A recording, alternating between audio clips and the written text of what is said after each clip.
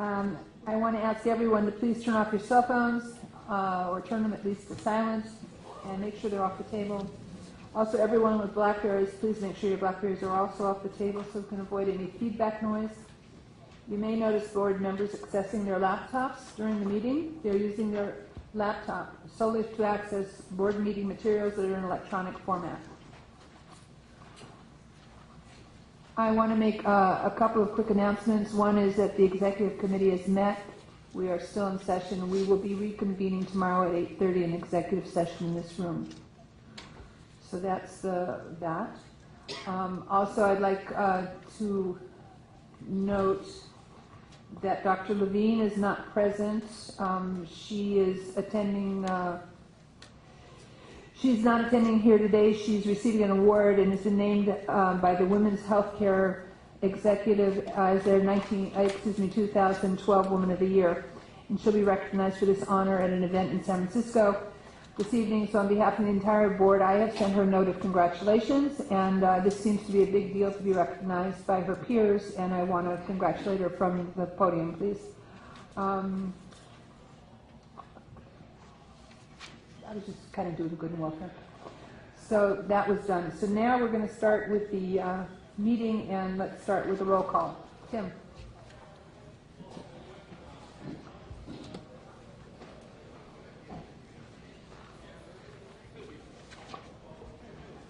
Dr. Bishop? Here. Dr. Carrion? Here. Ms. Chang? Here. Dr. Diego? Here. Dr. DeRusso? Here. Dr. Gonadev? Here. Dr. Levine? Dr. Lowe? Here. Dr. Salmonson? Here.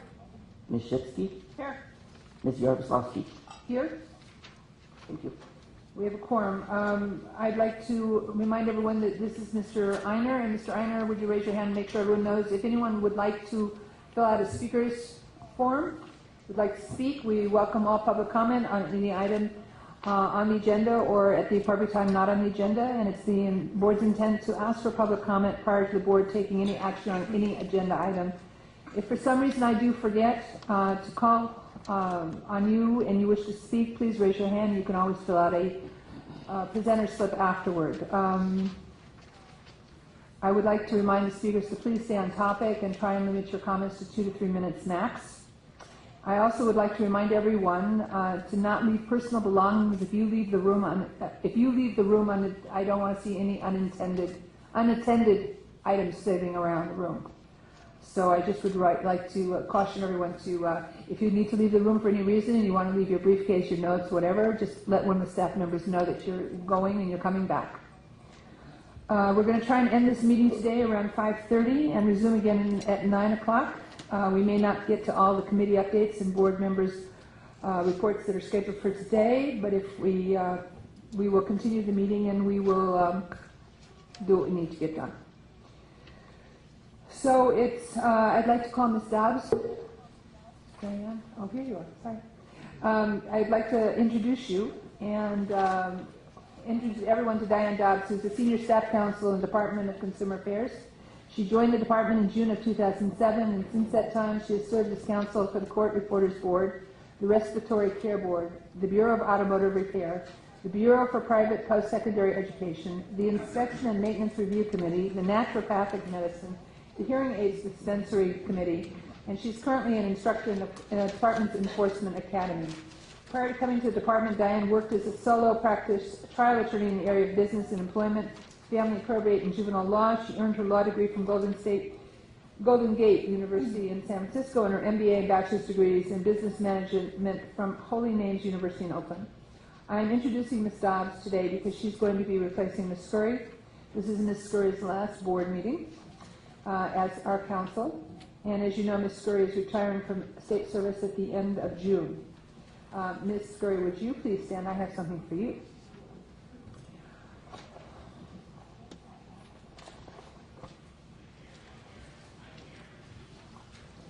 So,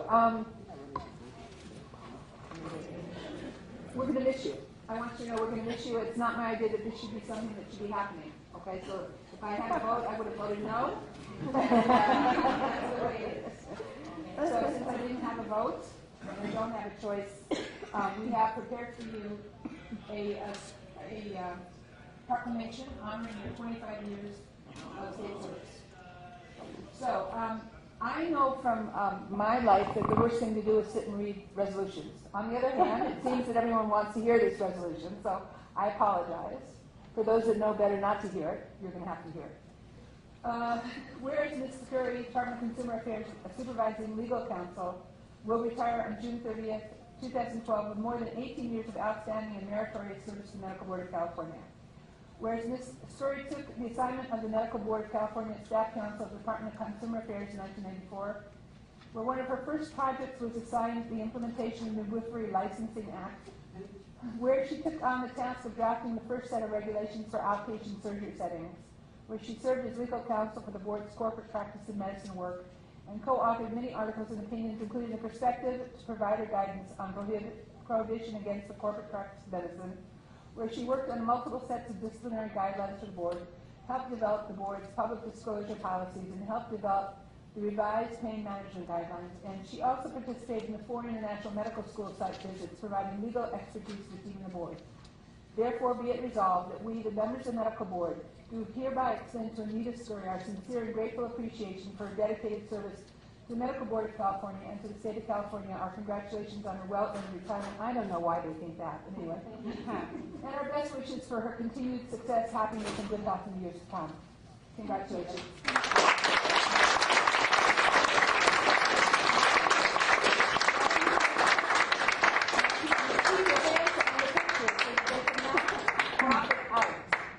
So thank you.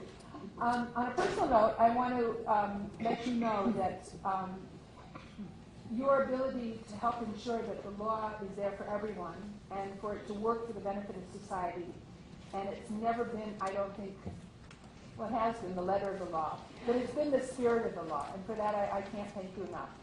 And if I'm not mistaken, you were also very involved in the Korea decision, which was, yes, no, maybe? You'll get credit for it. Okay. So, regardless whether it was midwifery or the Medical Practice Act, whatever it's been, your advice has always been really helpful and warmly received and always made sense. And for me, the non-legal, anyway, connected person, I want you to know it really was always helpful. Thank you. And on behalf of the board, before you speak, this is for you to send it your. Yes, yeah, please, this is yours. Did you want to say anything? I do, but So I'm holding the this means you don't want it, you're not going to retire? no. It doesn't mean that. But that's fine to say place to place. Not sure what constitutes a safe place. Her time for that one. So this is really kind of a bittersweet moment for me. So Anita, my recommendation is this, and I've given it to everyone from Academy Award winning actors to students. Take a look, take a deep breath, look out at the audience, and imagine them all sitting on a toilet. Now you can go forward with your remarks. That conjures up quite a picture. It works. Try it one time, guys. I guess that's better looking at the audience than looking at the board members. Your choice. It's kind of scary, actually. It's been my pleasure to work with the board the past 18 years. I've long been a believer in public service, and I've been very fortunate to be able to provide it by advising the board for so many years. I'm not the hat wearer in the group. Ms. Whitney gets that award. But I do like wearing what I consider the white hat, and you've given me that opportunity, and so I say thank you for that. I want you to know that you have a wonderful, dedicated staff who work tirelessly to protect California consumers. I've represented 21 different boards and bureaus in the department, and so I've seen a lot of different staff work, and I want you to know that your staff ranks at the top in terms of their dedication to public protection, and I hope you appreciate them. See, I can say all these things because I'm leaving. As board members, you have a really difficult job. My panel saw that firsthand this morning because you hold others' professional lives in your hands. and you have a hat to wear too, and you have to wear your consumer protection hat no matter what. This is my last opportunity to tell you that. And I commend all of you for your dedication to consumer protection, and I encourage you to keep up the good work. I've really been impressed by the quality of the people on this board, and it really makes it a pleasure to work with you.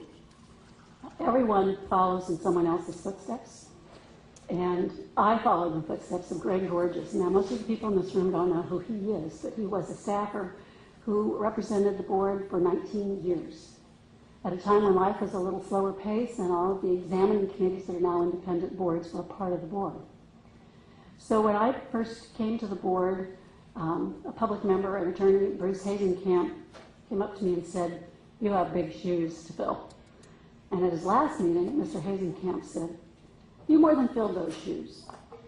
And I've heard some folks telling Ms. Dobbs the same thing, and I'm sure she will more than fill my shoes, and her shoes will have a lot more panache and style than mine do.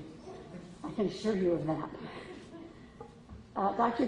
Gary Gitnick told this board at his last meeting that somehow I had been the conscience of the board, and I know that both Mr. Hepler and Ms. Dobbs will continue to serve you in that role, and I ask that you hear them. I'm going to miss all the wonderful folks that I've had the opportunity to work with and the pleasure to work with. I couldn't have done what I did without a lot of people's help, and so I forget who does this song, but it's the one that says you've got to know when to hold 'em, know when to fold 'em, know when to walk away, know when to run. So it's my time to fold them, and so I want to thank you.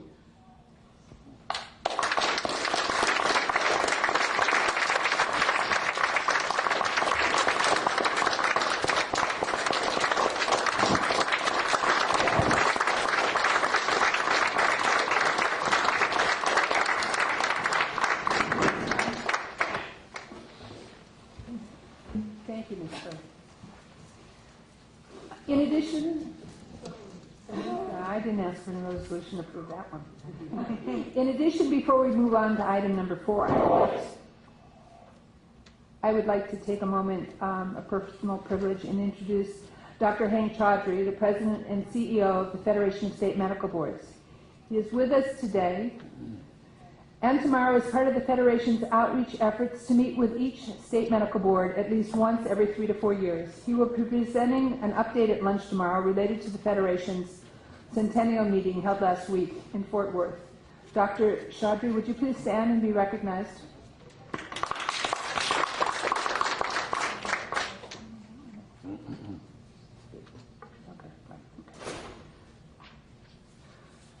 So now we'll move on to public comments that are not on the agenda. I have one speaker's slip.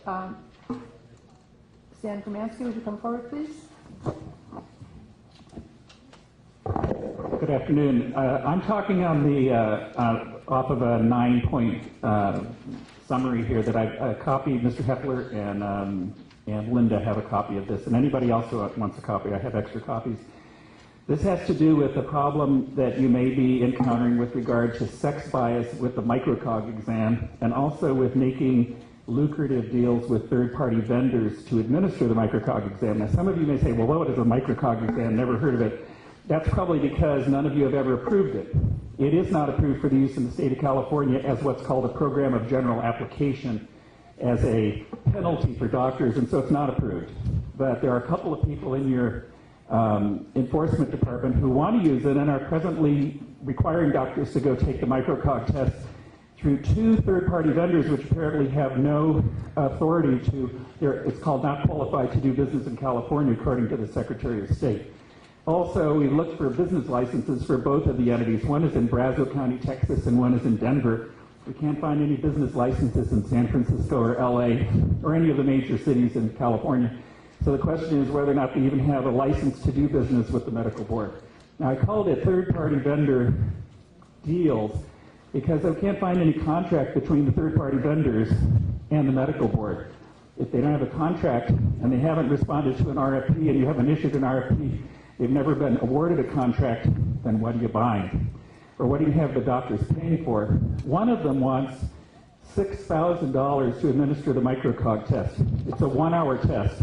They want $6,000. If you go to reputable universities, the test actually costs, it's an off-the-shelf test, a copyrighted exam costs $30. So you're taking a test worth $30, the actual market value is $30, and you're requiring the doctors to pay $6,000 or some huge number like that.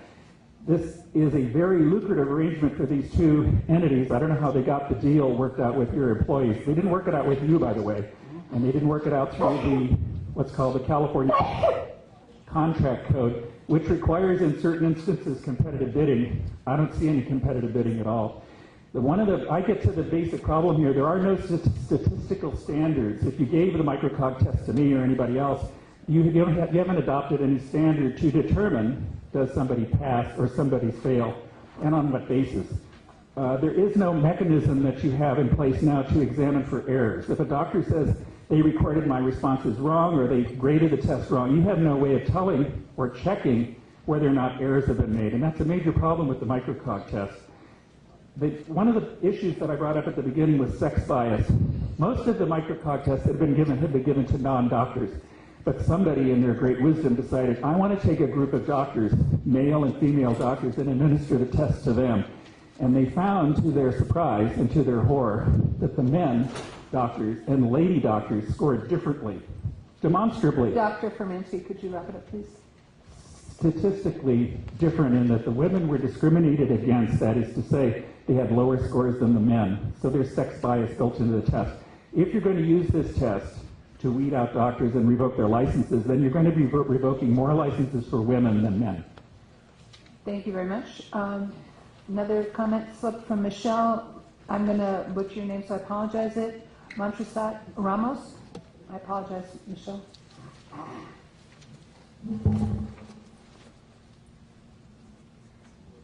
Montserrat Ramos, sorry. Good afternoon, board members. My name is Michelle Montserrat Ramos, and I'm here with my colleague Jack French, and we're from the Consumers Union California Safe Patient Network. Several of us met with Ms. Whitney and Ms. Kirschmeyer in January. As a follow-up step meeting on January 30th, we sent an email to Ms. Whitney and a letter to each board member. We hope that the board members have received the January 30th letter we wrote to you. We received a response, but the response did not address all the issues we had raised in the meeting. On matters related to the Med Board's communications with the public, in July 2010, the board began webcasting some or all of your quarterly board meetings. Ms. Whitney indicated to us that the board plans to webcast its quarterly board meetings in the future, as well as committee meetings scheduled on the same day as full board meetings. We're very happy to hear that. However, while this is a step in the right direction, we ask that the board request that the Department of Consumer Affairs webcast all the board's public meetings, and that the board post webcasts of the meetings on its website as soon as possible after the meetings are adjourned. Also, the Med Board should provide a link available at the time of meeting so the public can easily access live webcasts. We also requested that the board make clear and prominent on its website the opportunities and roles for public participation in the board meetings and how written public testimony submitted to the board is handled. Since California is such a large state, medical board public meetings are routinely inaccessible for consumers who cannot afford the funds nor the time to travel the length of California to attend in person. Many of the consumer activists that we work with are survivors of medical harm, and some are disabled as a result. For these activists, travel to the Med Board meetings is even more difficult and in some cases impossible. One very important request we've been making to the board is that you begin providing teleconferencing of your meetings to allow members of the public to participate in your public meetings remotely. By teleconferencing, we mean opportunities for the public to listen to board public meetings by telephone and to allow public testimony by telephone. The California Healthcare Acquired Infections Committee and the New California Health Benefit Exchange are Bagley King governed entities that provide interactive teleconferencing successfully. In the letter we received from Ms. Whitney last week, she said without staff or board members at each of the common locations, this is impossible to manage and does not meet the noticing requirements of the Open Meeting Act. We believe the Bagley-Keene Act supports public participation by teleconferencing, and that the board is misinterpreting and thus failing to abide by the act when they fail to keep up with new technologies that can facilitate public participation in government. We urge the board to instruct staff to develop plans for providing teleconferencing for the public for future quarterly board meetings and subcommittee meetings, as well as to address the other communication issues we have raised here. Thank you. Thank you very much. Do you have any other slips? Not seeing any, we're going to continue on to item number 4 with the approval of the minutes. Are there any additions or corrections to the minutes? May I have a motion to approve them as submitted, please? So moved. I'll second. I'll second. Thank you very much. Any questions, any additions? All those in favor, please say aye. Aye. Any opposed? Okay, any abstentions? We thank you, Mr. Steve. So moving on to the agenda, I would like to ask Ms. Harold, the Executive Director of the Board of Pharmacy, to come forward, please, and to update the board on activities and action items of the Board of Pharmacy. Good afternoon. Thank you for the courtesy of allowing me to come and go.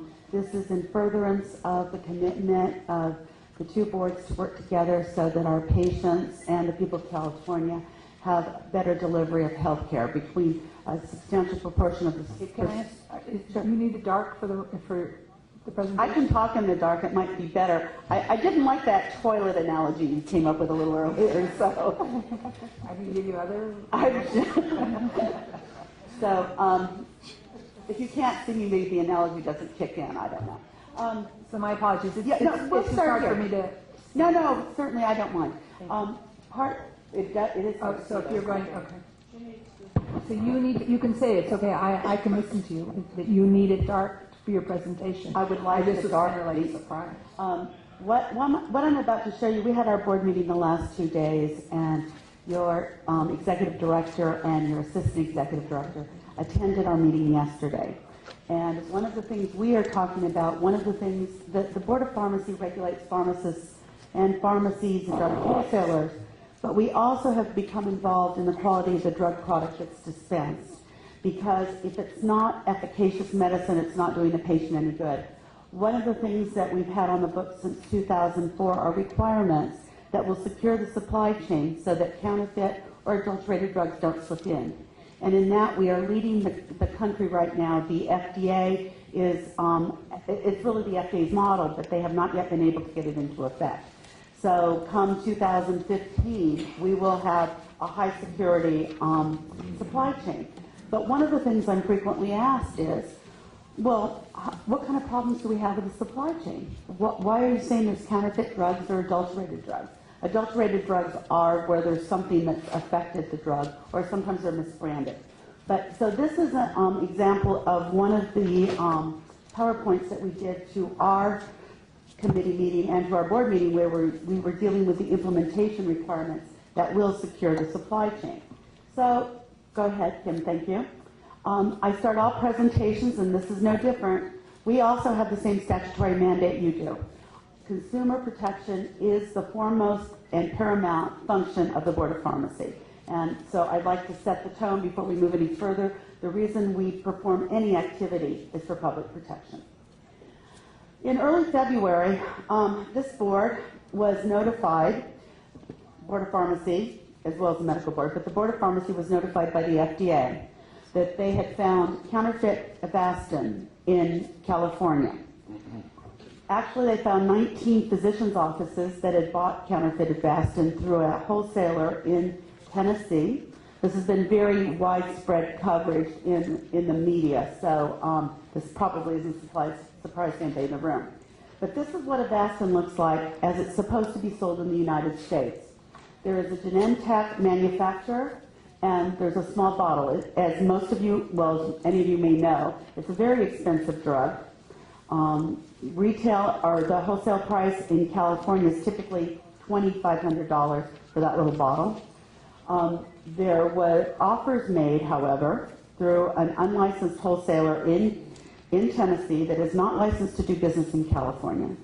When you buy drugs for your offices, they need to come from a licensed entity. They cannot ship drugs into California unless they're licensed with us.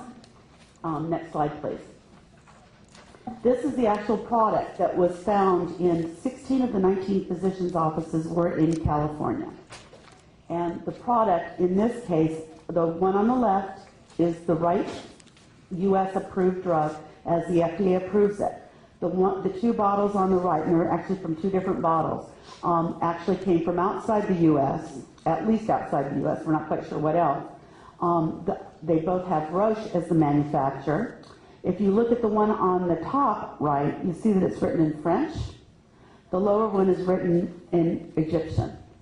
Anyone with these containers should be able to tell that you've got a product that is not approved for sale in the United States. The problem with these particular containers is they contain no active ingredient, and this is a cancer drug. And the great difficulty that we have in regulating pharmacies is it is not unusual for us to walk into a pharmacy and see a number of containers sitting in a pharmacy.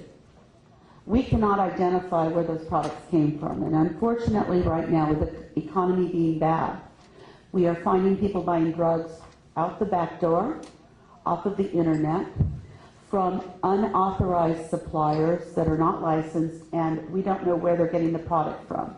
And all of this goes to the issue where in this country, as a patient, I go to a pharmacy, I get a container of drugs that have been prescribed to me by my prescriber. I have followed the law and the distribution channel that's set up for us, and yet I never stop to think when I come home, nor does probably my physician that's prescribed the drug, that the reason I'm not getting better when I take that drug is not because the drug is not efficacious or it's counterfeit or it's been somehow damaged, but instead is I just didn't benefit from that particular therapy. I'm here to tell you that regrettably, it is now a consideration that we have to have in this country. In many countries in this world, over 30% of the drug that is dispensed is counterfeit or adulterated. And consequently, you're running a real risk of 1 in 3 that you've got a bad drug when you take something.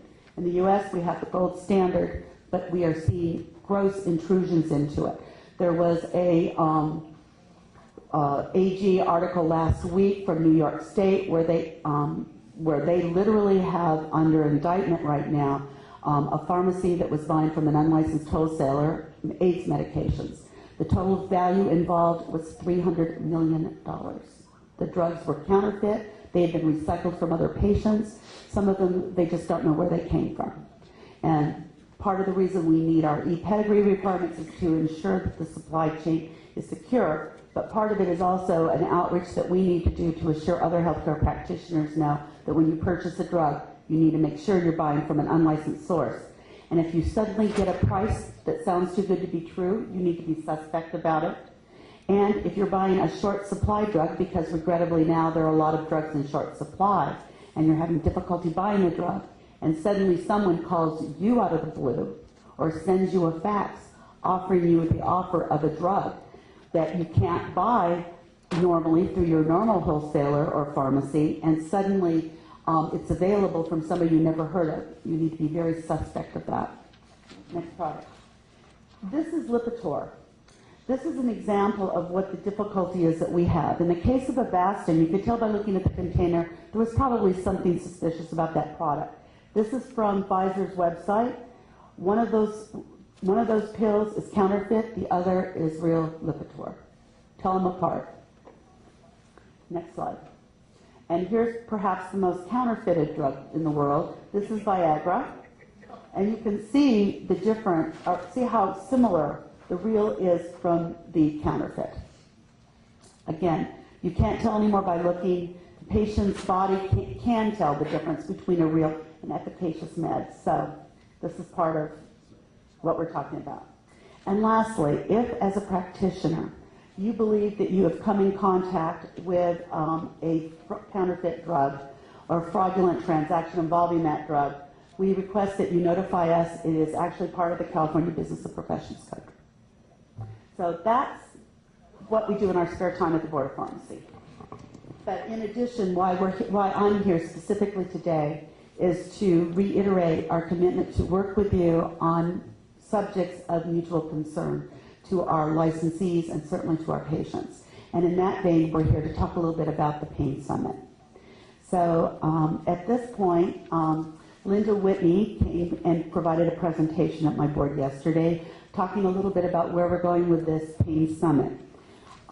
We, at the staff level, we have not had a meeting yet to really organize and plan where we're going with this. However, we've picked out dates. Like any good bureaucrats, we have to have a target. So the dates we have picked are November 28th and 29th.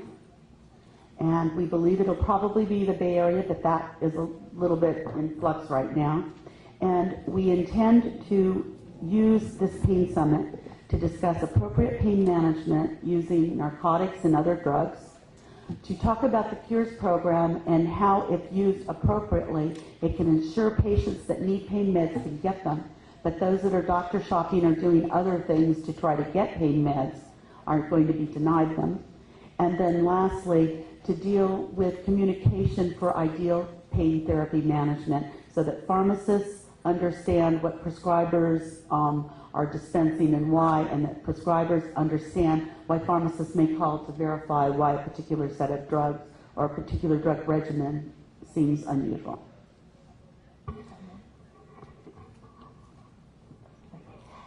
Adding to that, next week we are having our staff working group with a couple of individuals who are going to help provide some input.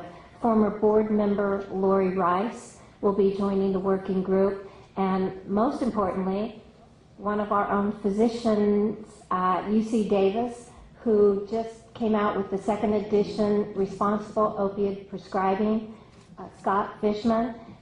This was produced by the Foundation of the Federation of State Medical Boards. But he has agreed to work with us on our working group. Once we have some real materials put together and the thought process put together, then we will be reaching out to the interested parties to find out what in fact we should add, spend more time on. We're looking at CME for both pharmacists as well as physicians, because we want this a working summit for physicians and pharmacists to ensure that we provide the correct information and the needed information to all of those individuals. Are there questions or comments from any of the members? Dr. Ganadev? Thank you for coming. The counterfeit drugs is a huge issue with the shortage of drugs now. I mean, my pharmacist sends me a list which is continuously growing. The routine drugs in a hospital we use, they're not available. So how are you working with the FDA, AG's office, and all these entities to really make sure that some entrepreneur will not take advantage of the shortage of drugs and really come up with more counterfeit drugs? Regrettably, some entrepreneurs already have.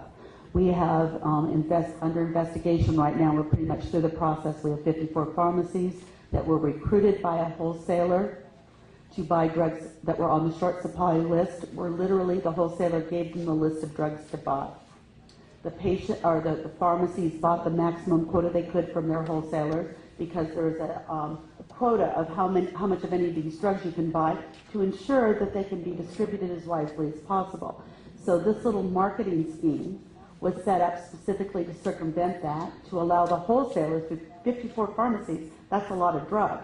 And they were able to literally get a sizable proportion of those drugs into their pharmacy, where they paid the pharmacy 10% over invoice for, and regrettably, the wholesaler was selling it anywhere between 300 and 6,000%.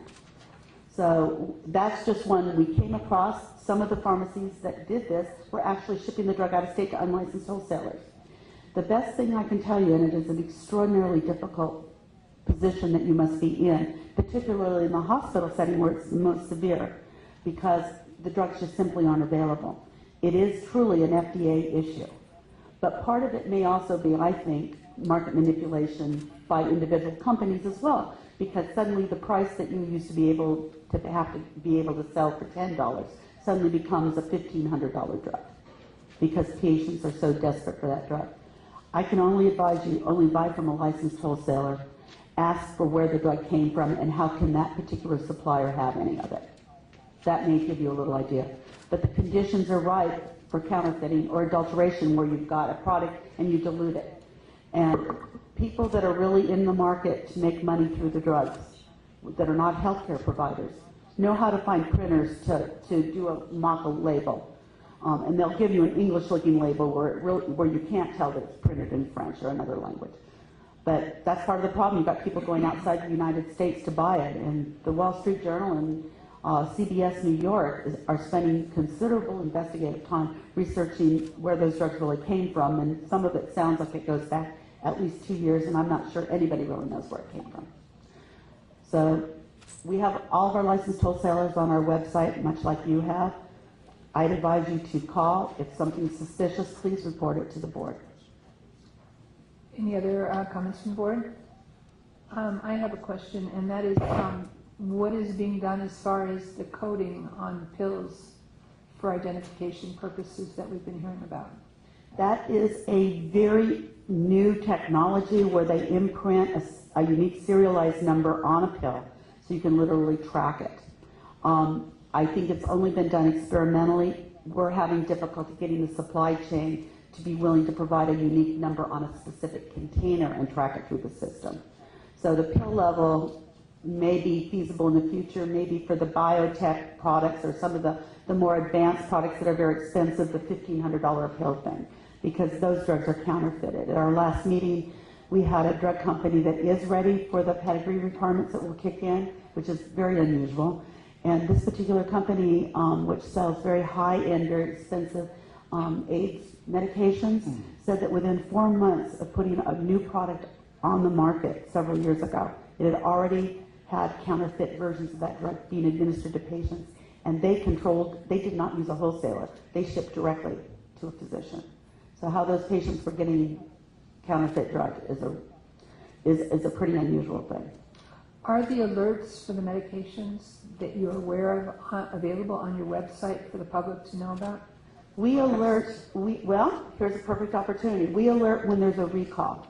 If we know that there's a problem with a particular drug, we will use it. I will tell you there's a compounding pharmacy right now in Florida that we have given a cease and desist order to quit shipping sterile injectable product.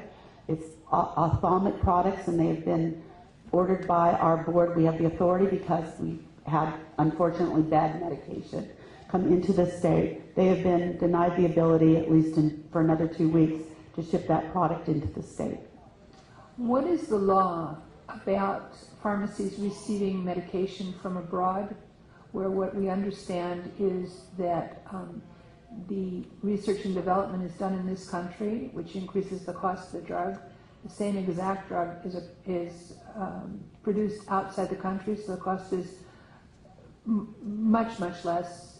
And then those countries either sending in the lower cost drugs and making a profit, or a replicated item. Is there anything that, I understand what you're suggesting from this country out to this country, but what about from other countries into this country? You need to be very careful, either as a practitioner or as a patient, if you buy off the internet or you buy from outside the United States. Is it legal? The FDA looks the other way. On the books, it is not legal. It's against the FDA law, and periodically they will go into the mass meal distribution centers where these products come in, and they'll stop them. But generally, they allow patients to import for their own use a 90-day supply of the drug. But you need to be careful when you do that. Years ago, before Plan Part B or Part D came through under the Medicare plan, people bought drugs from Canada. The drug companies figured out, and I apologize if there are drug companies behind me or listening to this, but this is what happens, and it is straight out a marketing decision. They cut off the quantity of drugs that were being shipped to Canada because they knew those drugs were coming in from Canada into the U.S. That left so-called Canadian pharmacies to have to fill these prescription orders with some drug from some source. They were not buying the same product that was approved for distribution in Canada. They were having to buy product outside the distribution network, which means somebody that's already operating in the gray market or actually sometimes the black market area. So again, you don't know what you're dealing with. Thank you. I wanted the public to understand that we basically combined items, agenda item number 5 and number 6, so that if there were to be comments from the public or from the members of the board on either item, and I do have a request for a speaker slip on number 6. I want to thank you very much for your presentation. Very informative and very helpful for us to work together, and I look forward to that. Thank We're you. looking forward to the Pain Summit. So I'd like to call on Conrad Del Rosario to come forward, please. You want to identify whatever you'd like to identify? Good afternoon, members of the board. My name is Conrad Del Rosario. I'm a supervising prosecutor for the San Francisco District Attorney's Office. I actually supervise 9 attorneys, and I supervise specifically the Economic Crime Unit. I'm here today because I'm expressing our support for this Pain Management Summit. This is an issue that our county has seen on many fronts. We see it not only as a public safety issue, but as a public health issue. We see it in the context of narcotics that are making their way to the streets because we see the pills, the pill bottles of the doctors in the hands of the people on the streets. We also see it in the context of fraud, where we see many of these prescriptions being prescribed over and over again to the same supposed injured workers that are being paid off by the employers, being paid off by insurance carriers, and that's how we see it in our unit. This Pain Management Summit is a great opportunity to reach out to the medical community, and I think that there's the law enforcement community has been saturated with this issue, but it needs to spread out into the medical community. And it's not just, the problem with this is it's not the entire medical community. We're seeing this issue with a few doctors. Unfortunately, we're seeing it with the same doctors, and that's really what the thrust of the problem is.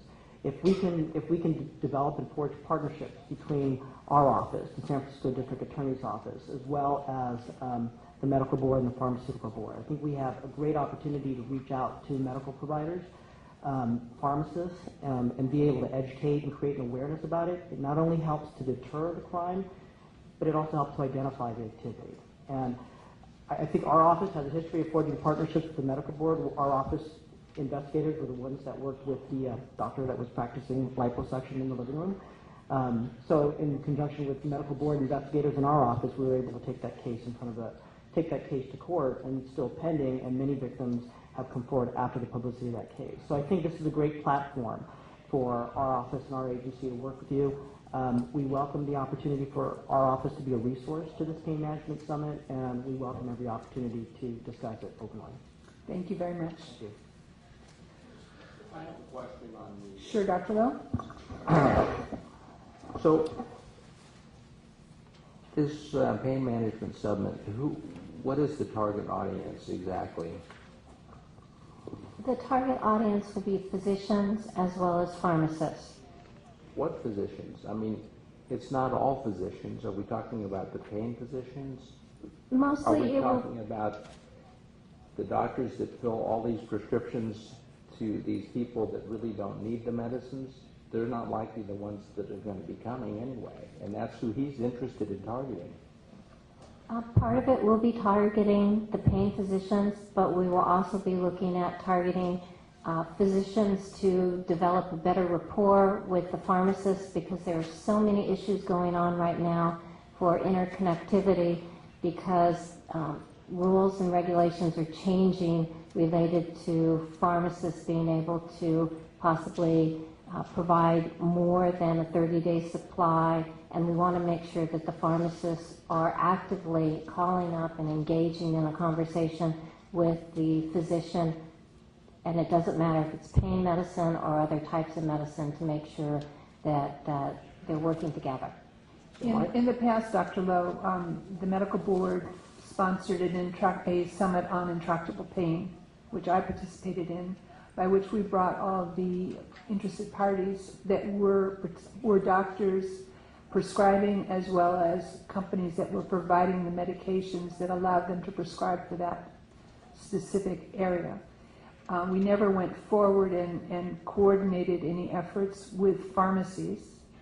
but we did set up what the protocols would be, what the appropriate protocols would be for those patients and those prescribers, those medical providers for patients for intractable pain that would allow them to prescribe larger dosages of medicine.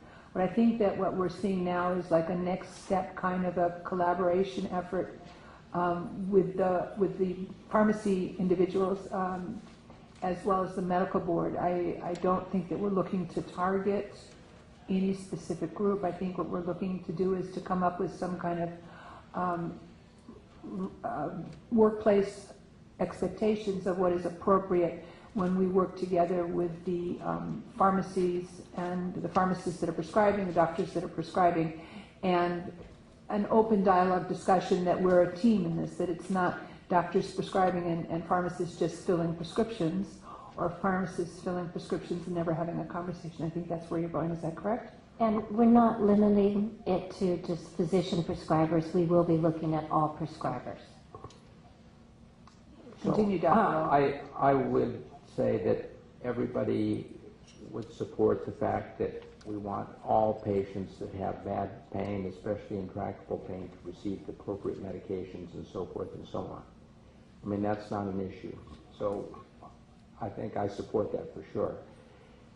The problem is that you would think that pain management physicians would be the doctors that prescribe the pain medications on a regular basis. But in practice, I haven't found that to be true. What actually happens is the pain doctors want to do procedures. They want to be able to do injections. They want to do things that carry good reimbursement. At least that's what it seems like to me. And then so if they find somebody that does need pain medications on a long-term basis, they want to turn it back over to somebody else to prescribe the medicine. They don't want to keep prescribing those medicines. So the other people that you want to target are the ones that do it for money, the doctors that prescribe for money, or the pharmacists that fill for money. And while we all believe that we want to target that, I'm not convinced this symposium or summit is going to help at all with that. And we will be targeting the Family Practice Academy because we know that the general practitioners are issuing a lot of But all of pain those doctors that are going to come aren't the people that are the problem.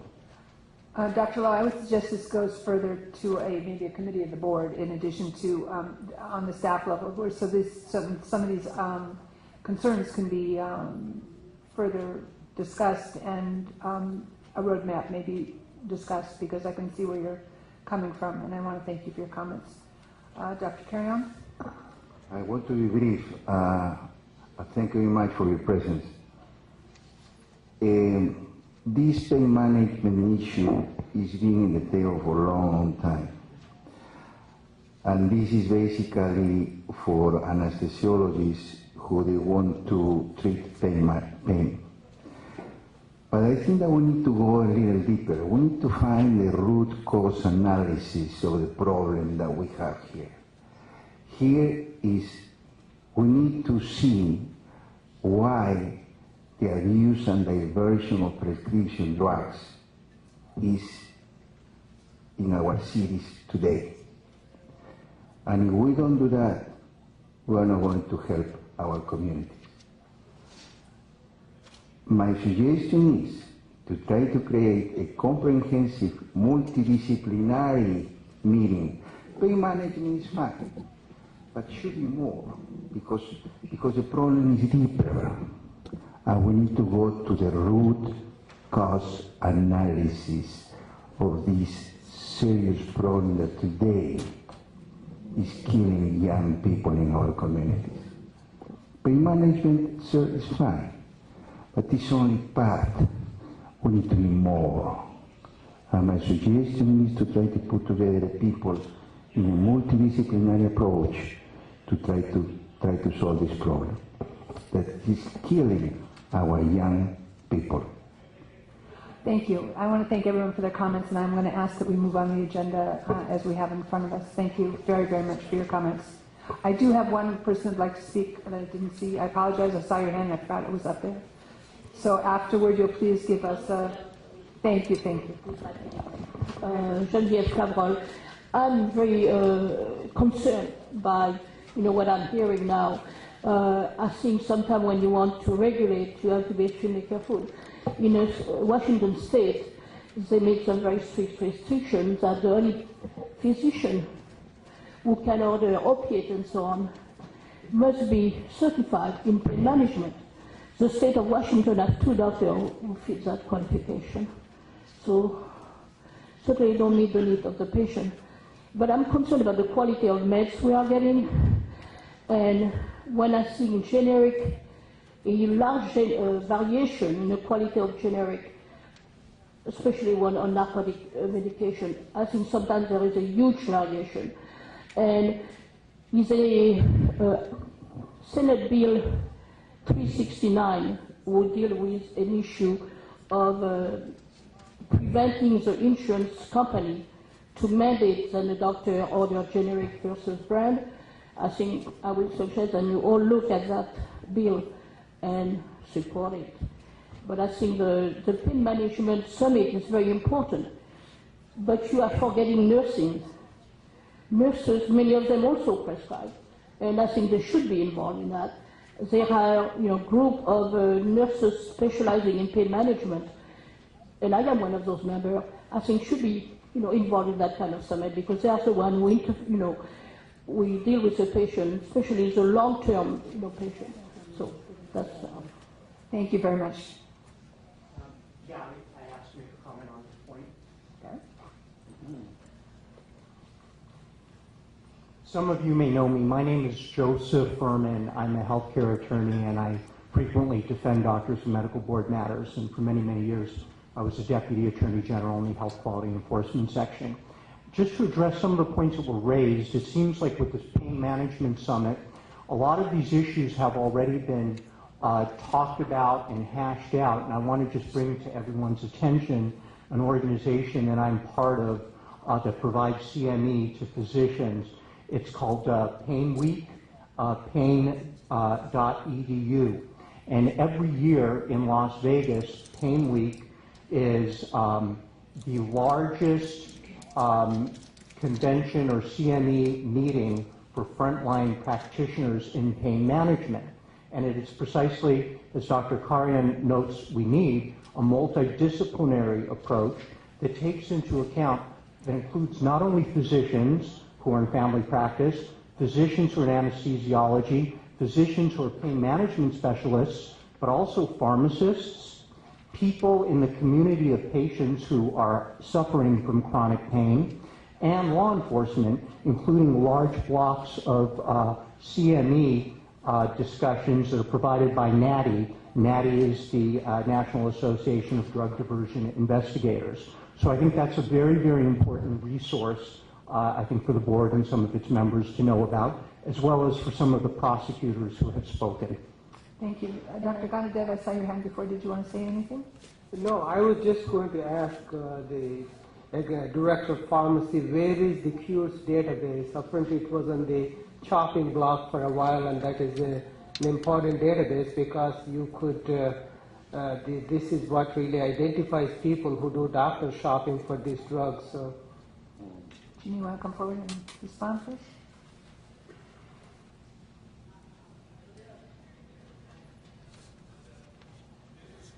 The CURES program itself has been basically defunded, and it's been moved to another unit within the Department of Justice. It is operating. Pharmacies that dispense controlled drugs and practitioners that dispense controlled drugs are required to report to it, as they always have been. They are inputting people into the system so that you can get online, near real-time reports on where the patient has been in the past with respect to how many controlled substances, where they're getting them filled, how many physicians, the basic information that you've been able to get relatively recently. They had a tremendous backlog in the Department of Justice at the beginning of the year when the program was defunded, which really went back to July. People started transferring out, work didn't get done, and they had almost 200 boxes of things that weren't dealt with. Those have been caught up now. However, they don't have an ongoing funding source for that program right now, so it runs at risk.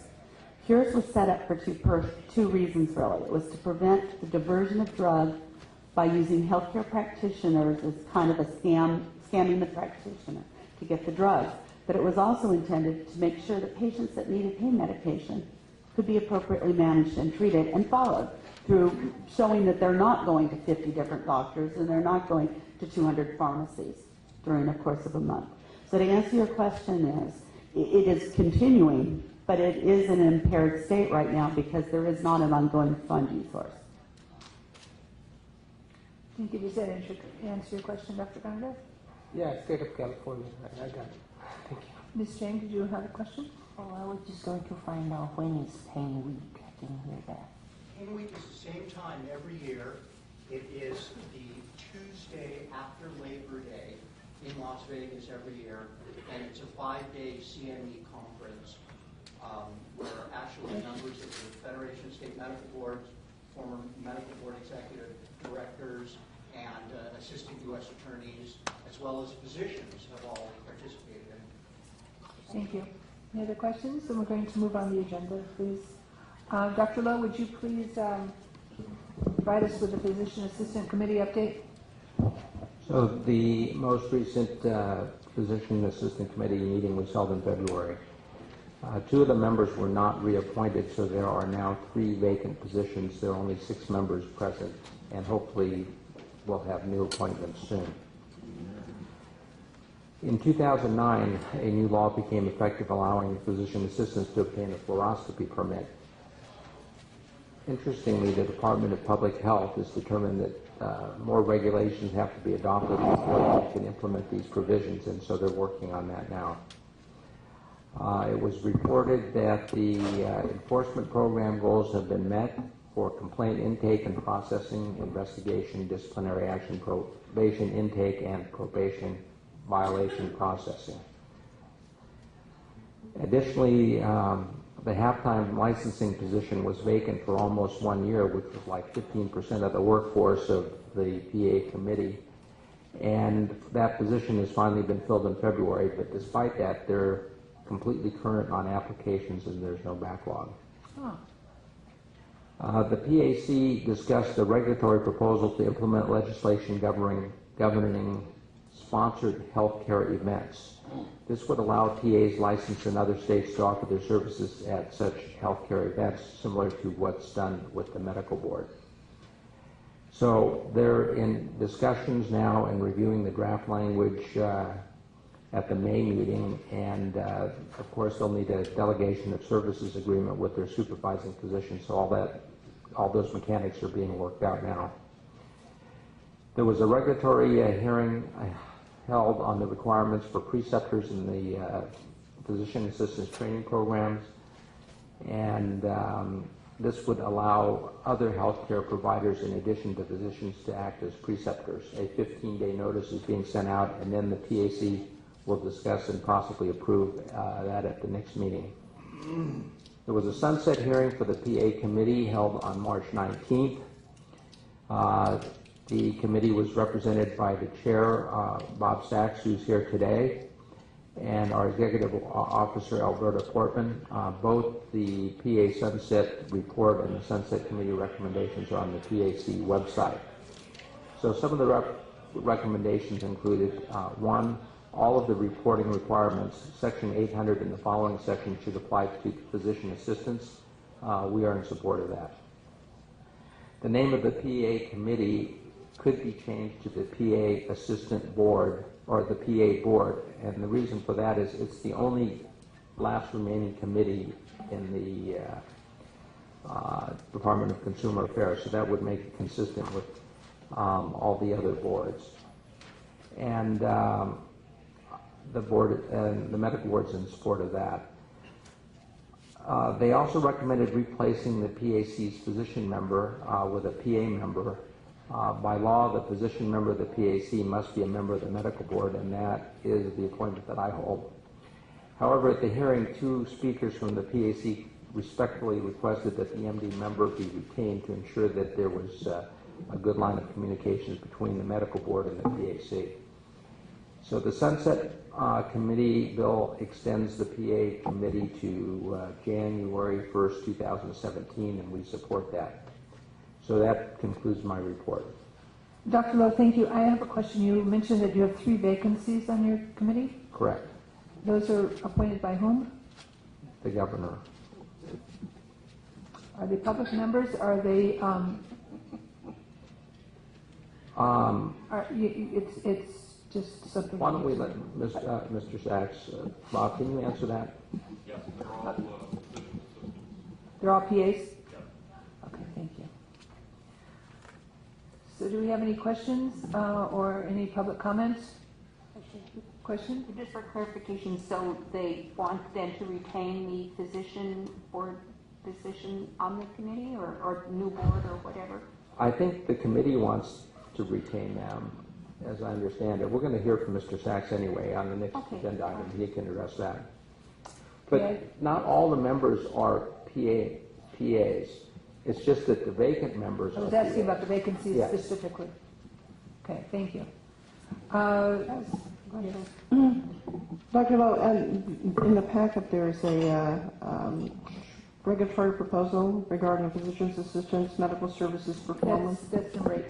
Oh, coming up. Yeah, that's the agenda item. You're going to bring that up? Okay. Correct. I need to ask a question because in light of our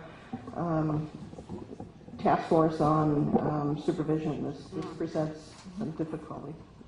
Okay, so I have no public comment slips, and I have no other members that would like to speak. I'm going to move on to agenda item number 8, and I would like to invite Mr. Sachs, who is the chair of the Physician Assistant Committee, to come forward for presentation on the regulatory proposal to revise physician assistant scope of practice. Dr. Lowe, would you like to introduce this item?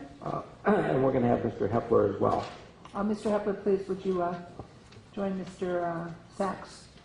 Okay, I'd like to thank the board members for offering us the opportunity to discuss this regulatory proposal today. I am chairman of the Physician Assistant Committee. I have been a PA since 1984, and I've been a member of the PAC since 1993. The proposal that we are presenting to you involves scope of practice, and therefore the Medical Board of California has to be the one to promulgate it. The proposal would amend California Code 1399.541 and would update and clarify PA requirements. A brief summary of the regulation. Currently, a PA may perform under local anesthesia procedures without the personal presence of the supervising physician. The new regulation would include that a physician assistant would be able to perform surgical procedures without the supervising physician being physically present in the OR suite as long as a licensed healthcare practitioner administering the anesthetic is physically present in the operating room.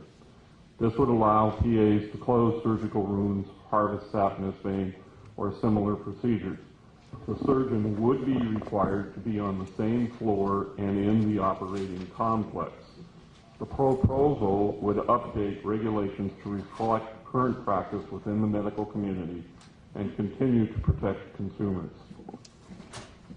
This regulation has not been amended since 1991, and at the time, the use of physician assistants in surgery has increased significantly. Amending the regulation would allow better access to care by allowing the PA to perform part of the procedure while the surgeon could leave the operating room to dictate, make phone calls, meet the next patient in pre-op, and still be readily available to return to the OR if necessary.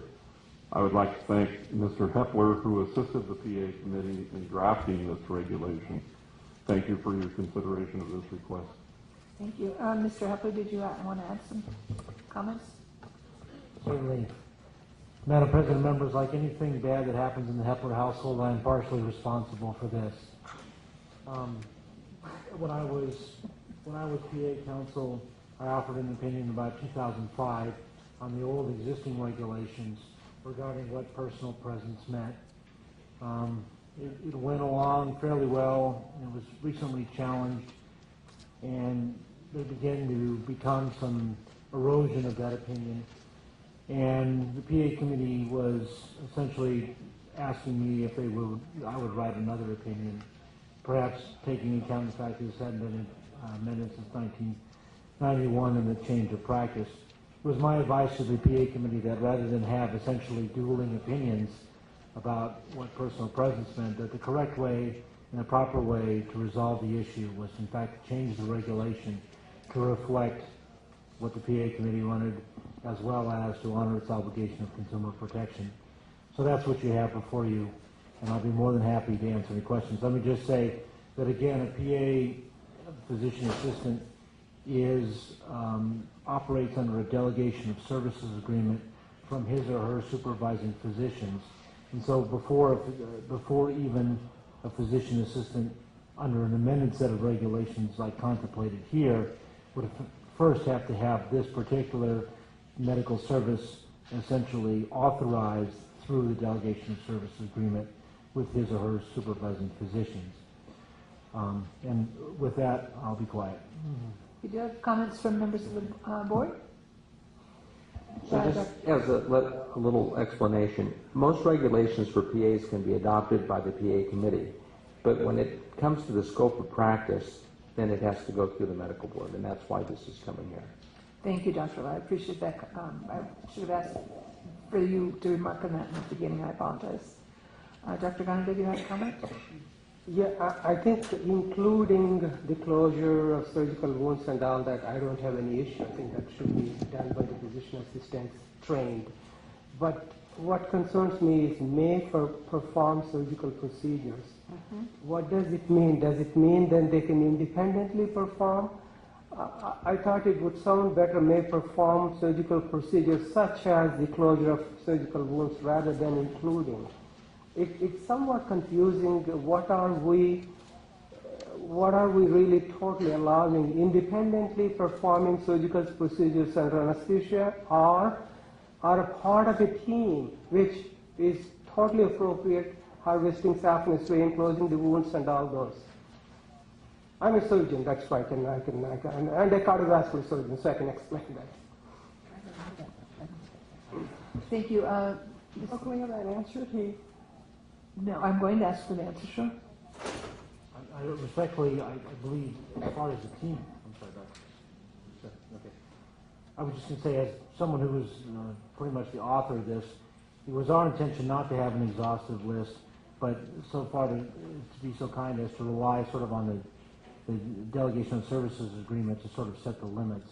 As far as the team concept goes, I really can't comment with that except to say the licensed healthcare practitioner who's administering the anesthesia will still be physically present, and the supervising physician will be available like it says in the regulation. So I'm sorry if that doesn't answer your question.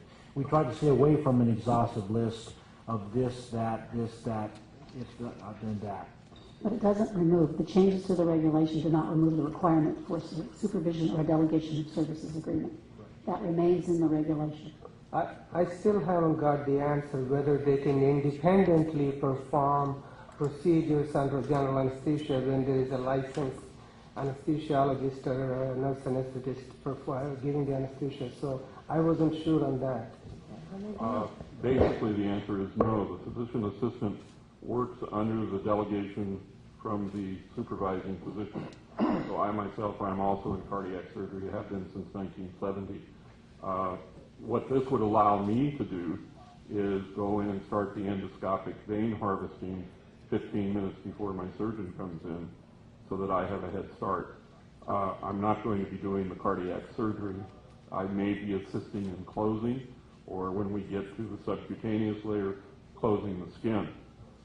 Right now, that is happening in most hospitals, and that's why we're trying to update the regulation to what's... So I think that what's important is if everyone is looking at page 87 to what the terms are. I mean, it's kind of spelled out there for you. So I just make sure that you all are aware of where we are.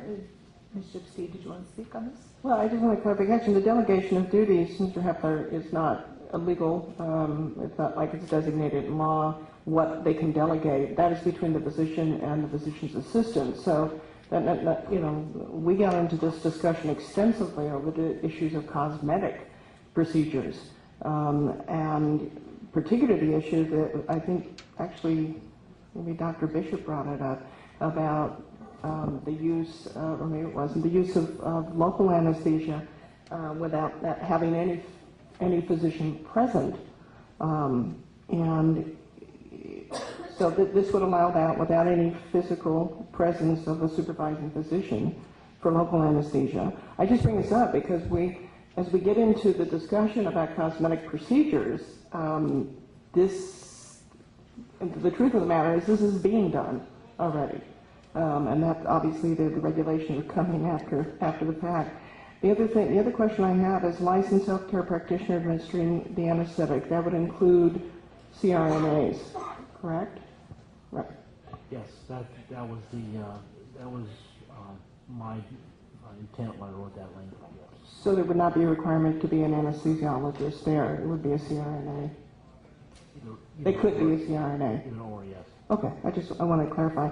But I think this kind of sets the stage again when we start talking about cosmetic procedures, some of which are performed with local anesthesia. Hopefully none is performed under general anesthesia.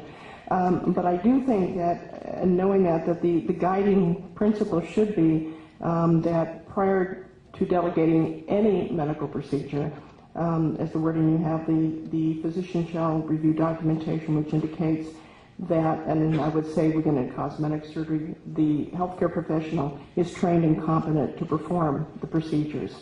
Because if we start getting into which procedure, and I think that's, somebody just brought this up, you're not listing each and every procedure that is performed under general anesthesia that is covered under here. And therefore, I just bring this up because we're going to have to grapple with this as we talk about the supervision of allied professionals for a lot of things that are being done out there. Our regs are just catching up with what the reality is out in the real world. So we need to remember that and competent has been added to the terminology, which is. No, I understand that, but again, we need to be. No, but it's the elephant in the room is that is between the physician and the provider. That is not something that the medical board has set out in law or is set out by regulation, and that's what we were trying to grapple as we talk about mid-level practitioners, supervision, and what that might entail.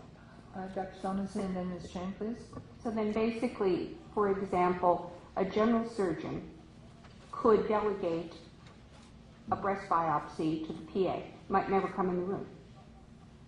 I doubt if that would happen. I think if It would it be was legal. a surgical procedure, the surgeon would probably delegate the closure part of it. Well, but see, I wouldn't describe that as a surgical procedure then. So I'm trying to get what surgical procedure would be something. As Mr. Hepler mentioned, we didn't want to do a laundry list. Well, I don't see the reason then to call it a surgical procedure. I would say a portion of a procedure. I say that is a significant difference. And I also am very uncomfortable with the concept of we need to get the regulations to get up to speed with what's happening. That to me is not wise, in my opinion, logic. I would think first we analyze, should we extend scope of practice? And because basically what that says to me is that people have not been adhering to guidelines, and we're having to change the regs to keep up with what's going on. And maybe that's okay, we've run the experiment, we've gotten away with it, but I think that reasoning is not reasoning that I feel comfortable with. I'd like to point out also, though, the part of the regulation about a PA working without a supervising physician present under local anesthesia is currently the regulation and has been since 1993. Yeah, if I can, I brought that up because we had extensive discussion about the application of local anesthesia for cosmetics procedures and that there should be somebody available, but and I'm bringing this up as illustration that's not really the state of the art. Ms. Chang and then Dr. Bishop. I actually have a very similar question with Janet, but I think I wanted to ask it again. If I have a appendicitis, my appendix, and is in trouble, and went to a hospital, they gave me general anesthesia. if the surgeon has agreement with physician assistant that the physician assistant can do this, can he do it all by himself? No, that is not the intent at all. We're not replacing the physician in any manner. We are assisting them. If he's doing an appendectomy and he gets to the point where peritoneum is closed, he could go out and the PA could close the rest of the procedure. But the surgeon would be doing the operation, not the PA. No, my question, and I don't doubt the intent, my question is, does the language covers that? Correct, thank you. You articulated my question better than I did. Thank you, Eddie. So, okay. Something else.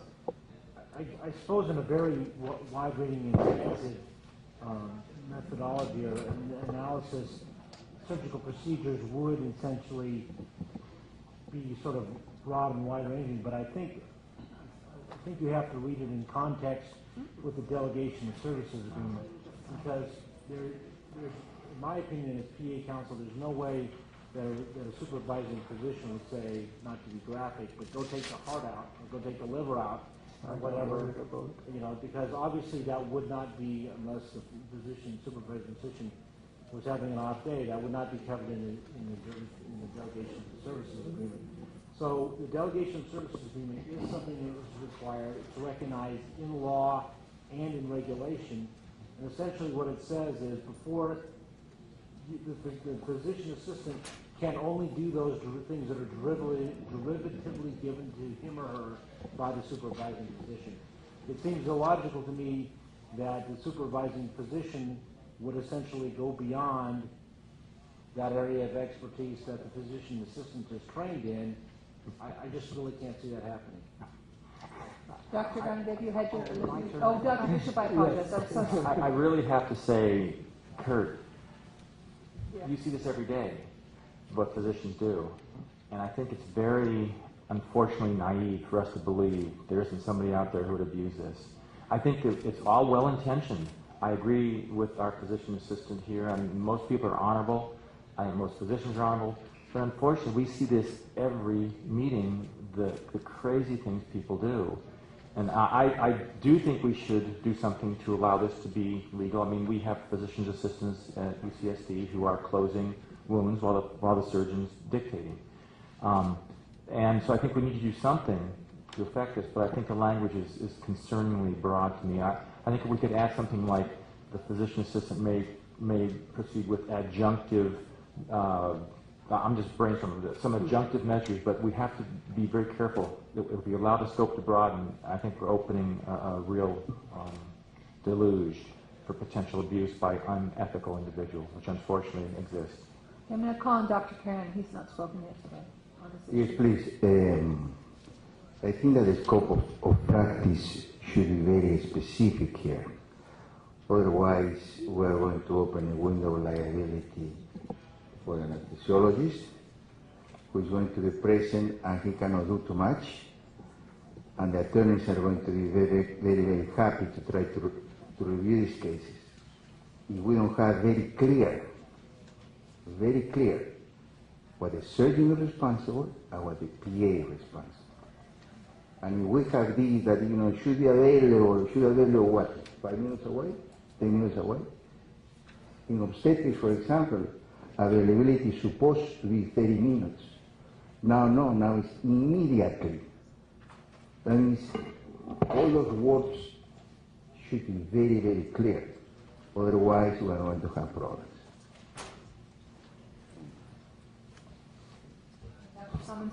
Well, again, I know we're not supposed to wordsmith, but I think just adding this as a thought, a physician assistant may perform appropriate portions of surgical procedures.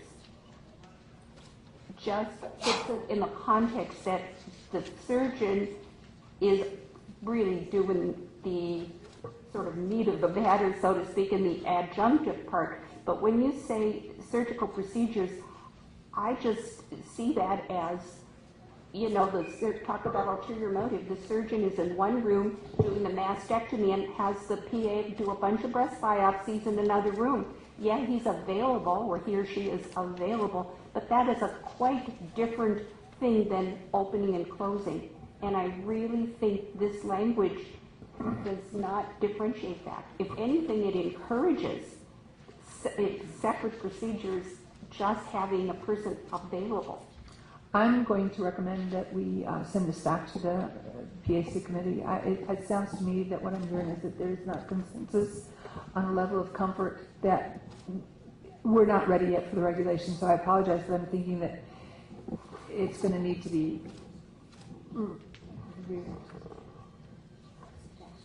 Okay, well, I thank you for Okay, your so time. wait. I'm being asked. Janet's suggestion, Dr. Solomon's suggestion is to change the word.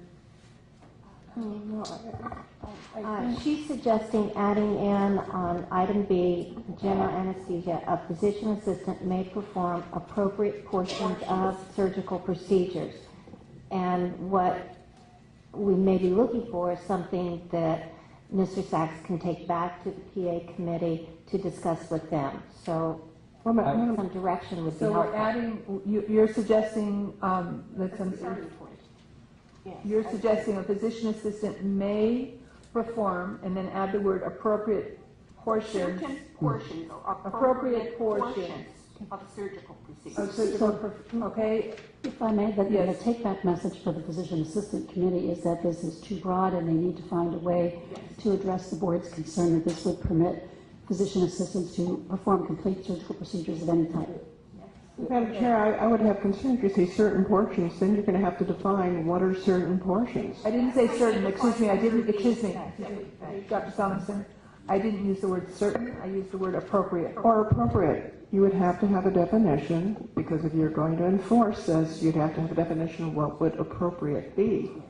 Is it not what we just discussed a few minutes ago about the delegated services? If a physician wants to delegate whatever he wants, that doesn't necessarily make it appropriate. If he's letting the PA do this, he's got it in the delegation of authority, okay? So he's covered his responsibility to delegate this in writing. Right. Doesn't necessarily mean that there's agreement that that's an appropriate surgical procedure that the PA can do in terms from the medical board. And I would think it would be helpful if maybe, because I think what you were saying was kind of instructive about, you were mentioning vein harvesting. If we could get some examples, I think we do this in abstract, but this is being done where you're going in prior to the surgeon and you are beginning a surgical procedure, correct? Currently, I'm not. No. Well, you're not currently, but yeah. Yeah, that would be the ideal. Yeah, vein harvesting is very common. So perhaps maybe that might be helpful too, if we could at some point get a sense of the scope of what is out there, whether or not we agree with it, it should be. I think we need to discuss it, because I think what's happening is the PAs rightfully are asking for legal protection for things that are going on. And so we need to have some sense of what is going on. Ms. Scurry? Since this was done by action of the Physician Assistant Committee, I don't think that this board can at this time try wordsmithing. I think that Mr. Sachs probably has a good idea of what the issue is, and they can work with medical board staff and their own staff and come back with something through their committee that they believe addresses your concerns. Okay, I'm going to ask that let's let it go forward, and under that advisement, I would suggest that you take it back to staff, that you and your committee, and figure out what you're going to need to put together for regulatory hearing, because it's not going forward today.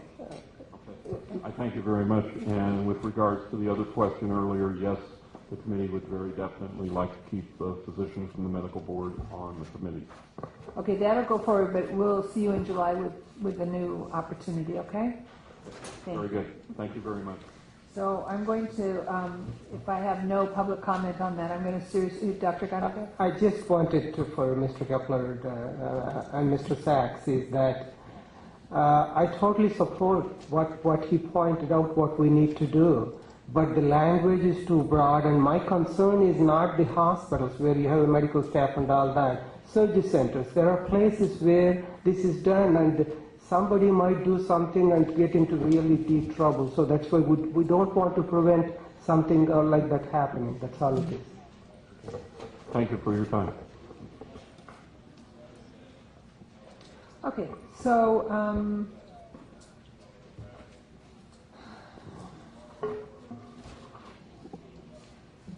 moving on to number 9, in consideration of revised regulatory proposal is, regarding sponsored healthcare events. Ms. Scurry, would you please present? There you are. This package has been, this proposed regulation has been before you in the past. The file was sent to the Office of Administrative Law, and by the time the board gets some of the approvals it needs, a lot of time has run and you only have 1 year validity period to your notice. So you'll see that there's a disapproval by the Office of Administrative Law, and that's actually a very valuable thing because it keeps your rulemaking package alive. So what comes before you is, this is the sponsored healthcare, I always say it wrong, healthcare event regulations. And we have worked with both the Office of Administrative Law and the Department of Consumer Affairs to get the revisions to the form and the supporting documents. The staff send out a 15-day notice, which is a requirement if you're going to make substantive changes. And some of the changes are they've added a second modified text, and they've added a document to make the fee justification consistent with the amount of the fee that was being requested. There are some technical changes. I'll just briefly tell you what they are. The text is shown with double underline and strikeout for changes, but it's probably easier if I just tell you. Technical changes to add the names of the forms and to move the definition of good standing from one location to another. It's to also rename Section 901A form, which would be a Department of Consumer Affairs form, so that there would be, for every health board that chooses to delegate the authority to register the sponsoring entity, not the providers, but the sponsoring entity, for every healthcare board that chooses to delegate that registration to the Department of Consumer Affairs, there would be a uniform form. And so this would be allow for consistency across all boards. And so this makes conforming changes to reflective of the changes made by the Department of Consumer Affairs, as well as it adds a privacy disclosure that's a requirement under the state's privacy law. So the action that's requested today is we'd appreciate a motion to authorize to adopt these regulations and authorize the executive director to complete the rulemaking file and make any technical changes that be necessary to obtain that approval, not substantive changes, but technical changes. And also, a motion would include that the regulation would be effective immediately upon filing with the Secretary of State. And the reason for the second part of that motion is that when the regulations go to the Office of Administrative Law, again, which they have to, which has 30 working days, which comes out to about 6 weeks, there's another period of 30 days after that before they can take effect. So the concern was that there may be healthcare events that want to come in, and your regulations would not take effect in time for people to participate in those healthcare regulations. The first go-round, there was no request that the regulation take effect immediately, but now we're about a year out from the first go-round, so it would seem appropriate that it take effect immediately, but that requires your authorization. So that would be the request, that you adopt the regulations and authorize your executive director to complete the rulemaking file to make any necessary technical changes that may be requested by the control agency, so long as they're technical only, and that the regulations be effective upon filing immediately upon filing with the Secretary of State. So may I have a motion to what Ms. Scurry is requesting, please? First and second, thank you very much. Do I have any comments or questions from the members of the board? Do I have any public comments? Okay, all those in favor as the motion is proposed, please say aye. Aye. Any opposed? Thank you very much, Ms. Scurry. So we're going to move on to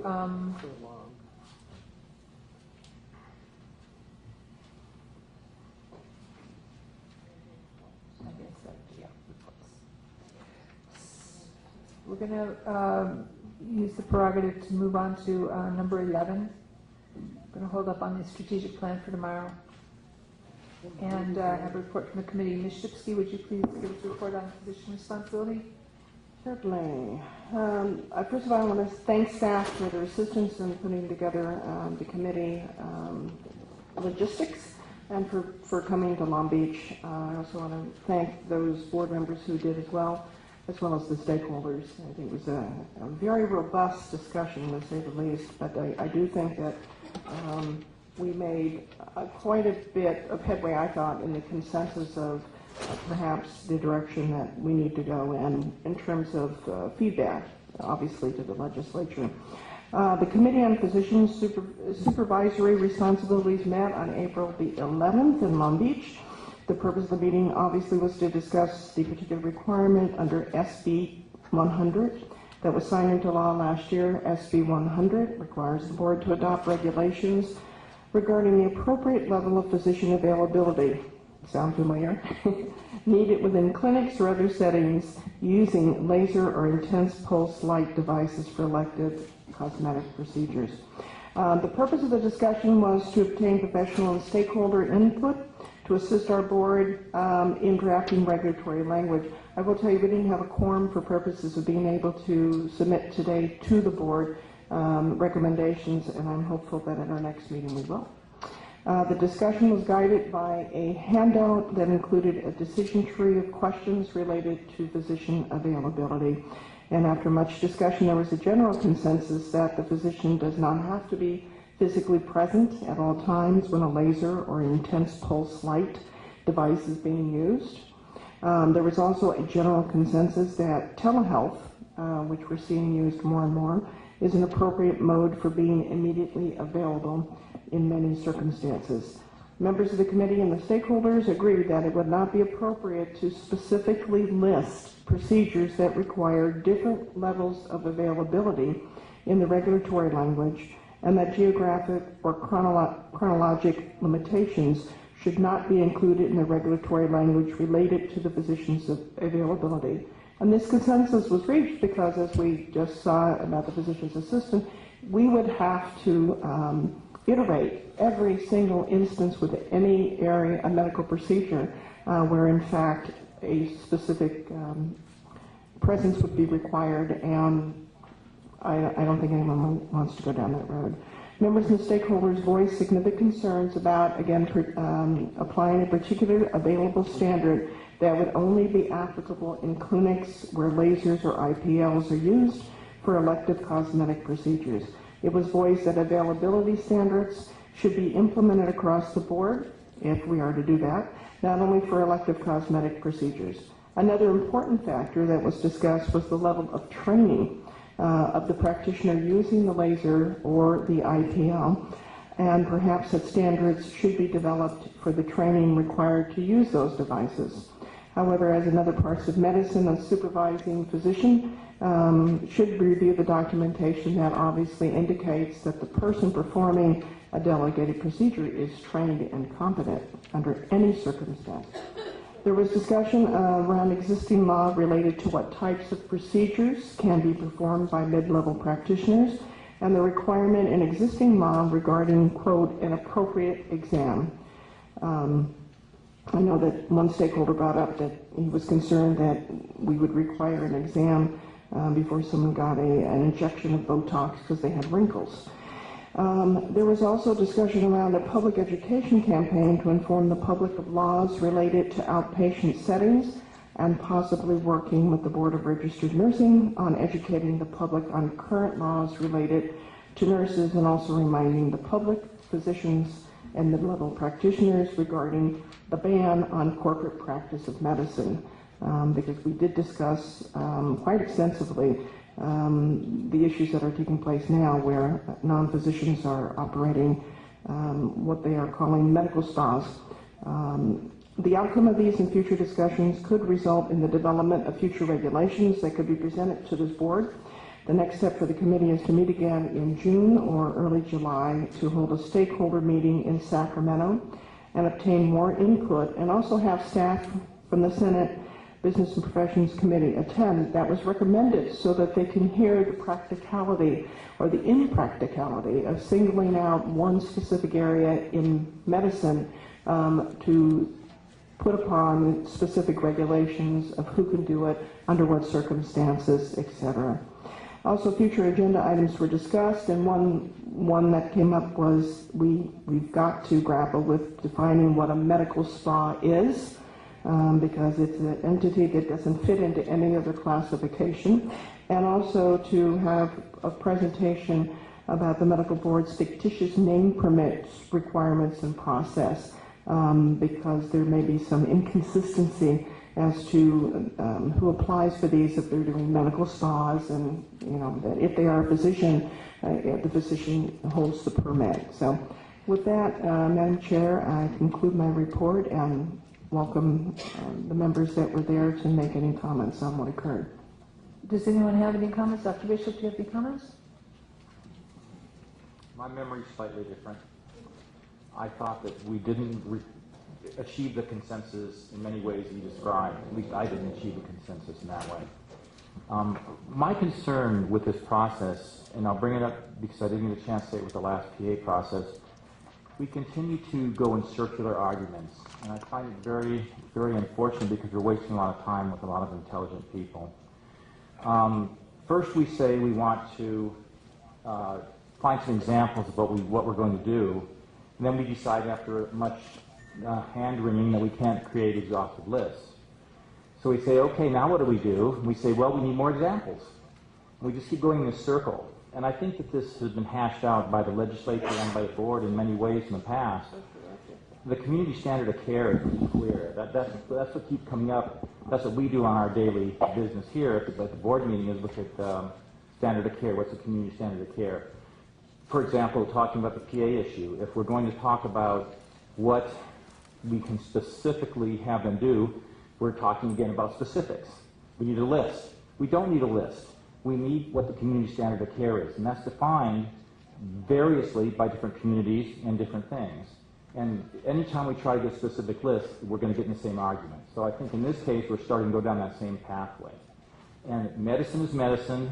It's not always clear what it is, but the standard needs to be applied uniformly across all procedures, clinic, garage, hospital, wherever it's being done, it's really medicine. And I think I strongly agree with what you said, that we shouldn't try to single out cosmetic surgery. We should be looking at how to provide safe medical care to our consumers. And it doesn't matter where it's done, it matters how it's done. And the community standard of care determines how it's done. Right. So I think trying to create examples, trying to get lists or not get lists is just circular.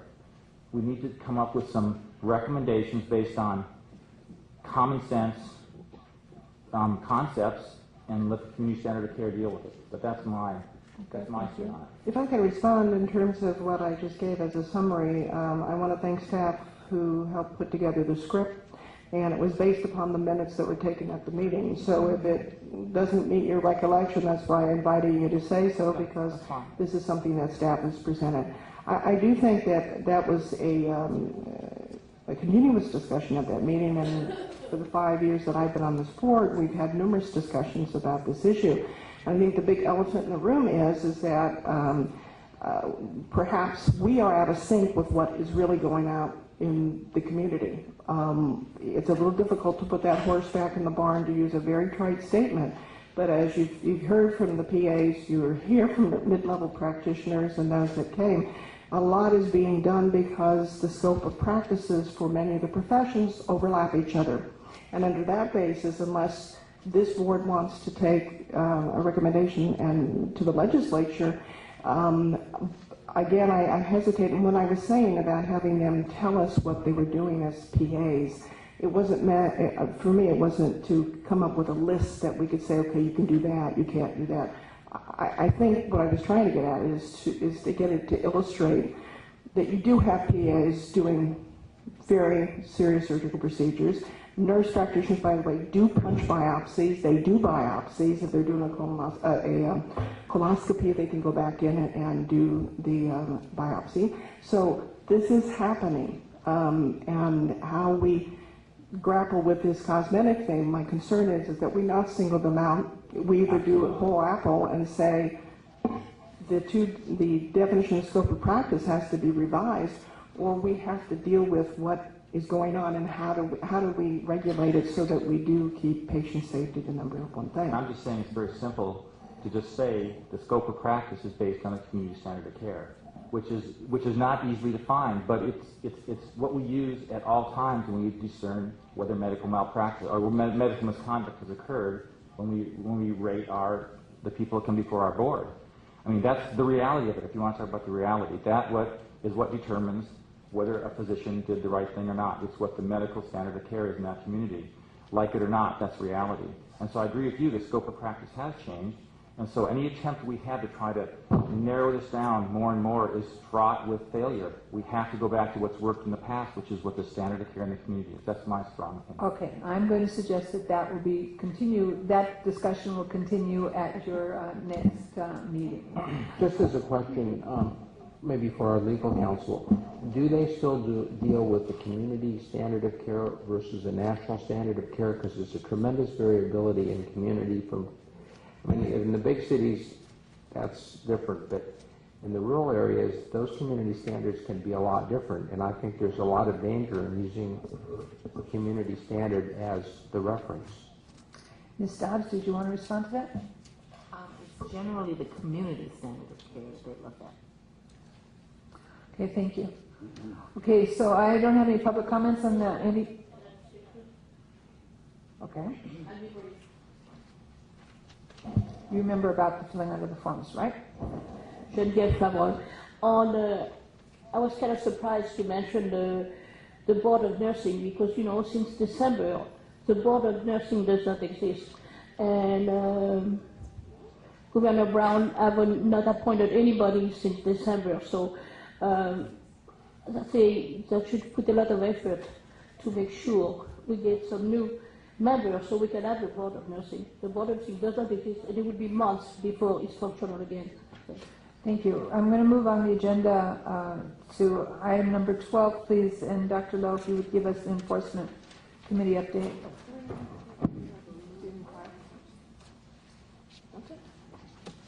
No? So the Enforcement Committee had an ambitious agenda beginning with the presentation on enforcement core concepts by our senior counsel, Mr. Kurt Hepler. He discussed concepts that included due process, consumer protection statutes, and regulations. He also reviewed the board's function, and that is to license qualified applicants, carry out disciplinary action, and promulgate regulations. What the board does not do is to determine civil liability or award monetary damages. He then went on to discuss statutes, regulations, disciplinary guidelines, the Business and Professions Code, and the Administrative Procedure Act. So it was a very, very comprehensive and outstanding presentation that kind of was appreciated by everybody. It was very informative.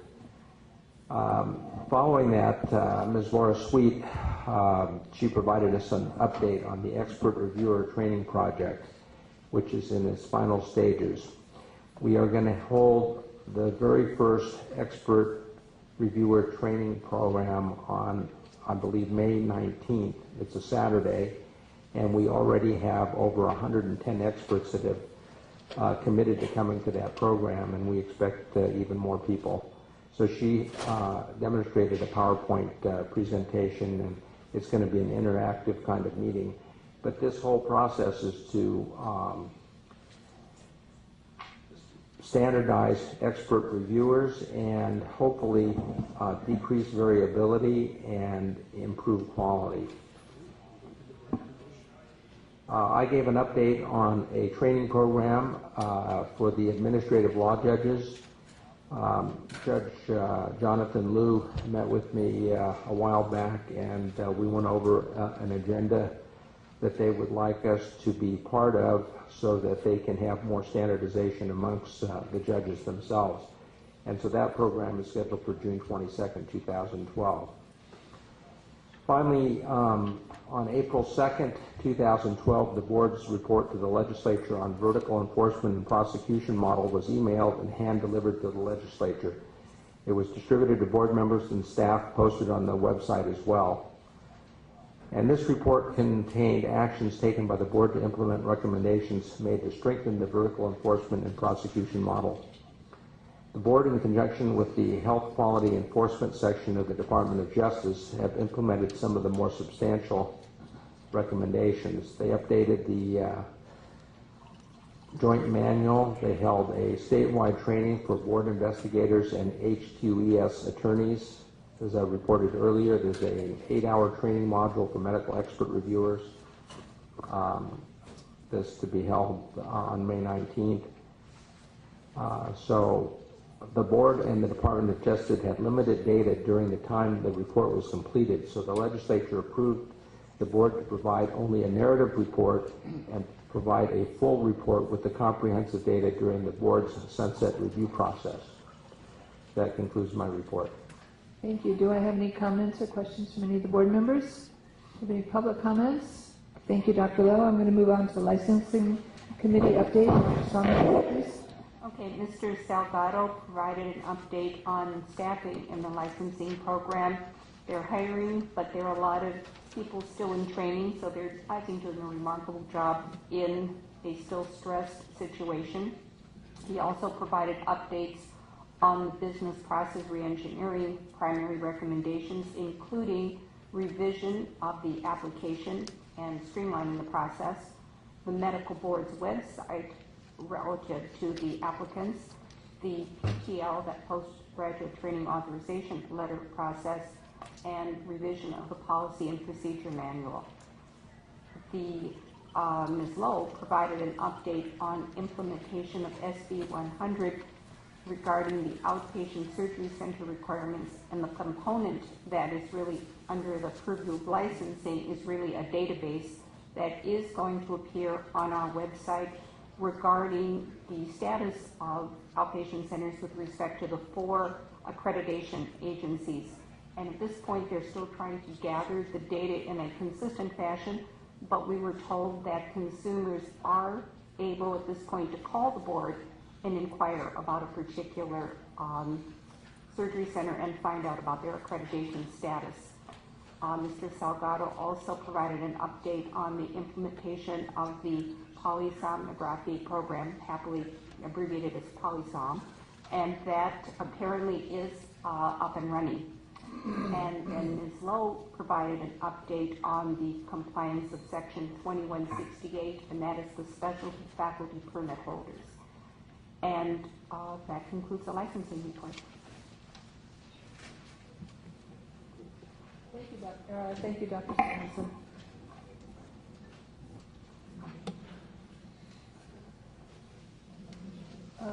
Dr. Dussault, are you prepared? Can you do a report on the HVF? I can. Please. Okay. So we're moving on to item number 16, the Health Professions Educational Foundation update. Dr. Dussault, you start. Yes, thank you. At our last board meeting, we discussed the issue of access to care and the Affordable Care Act of 2014, and when implemented, what might be the impact.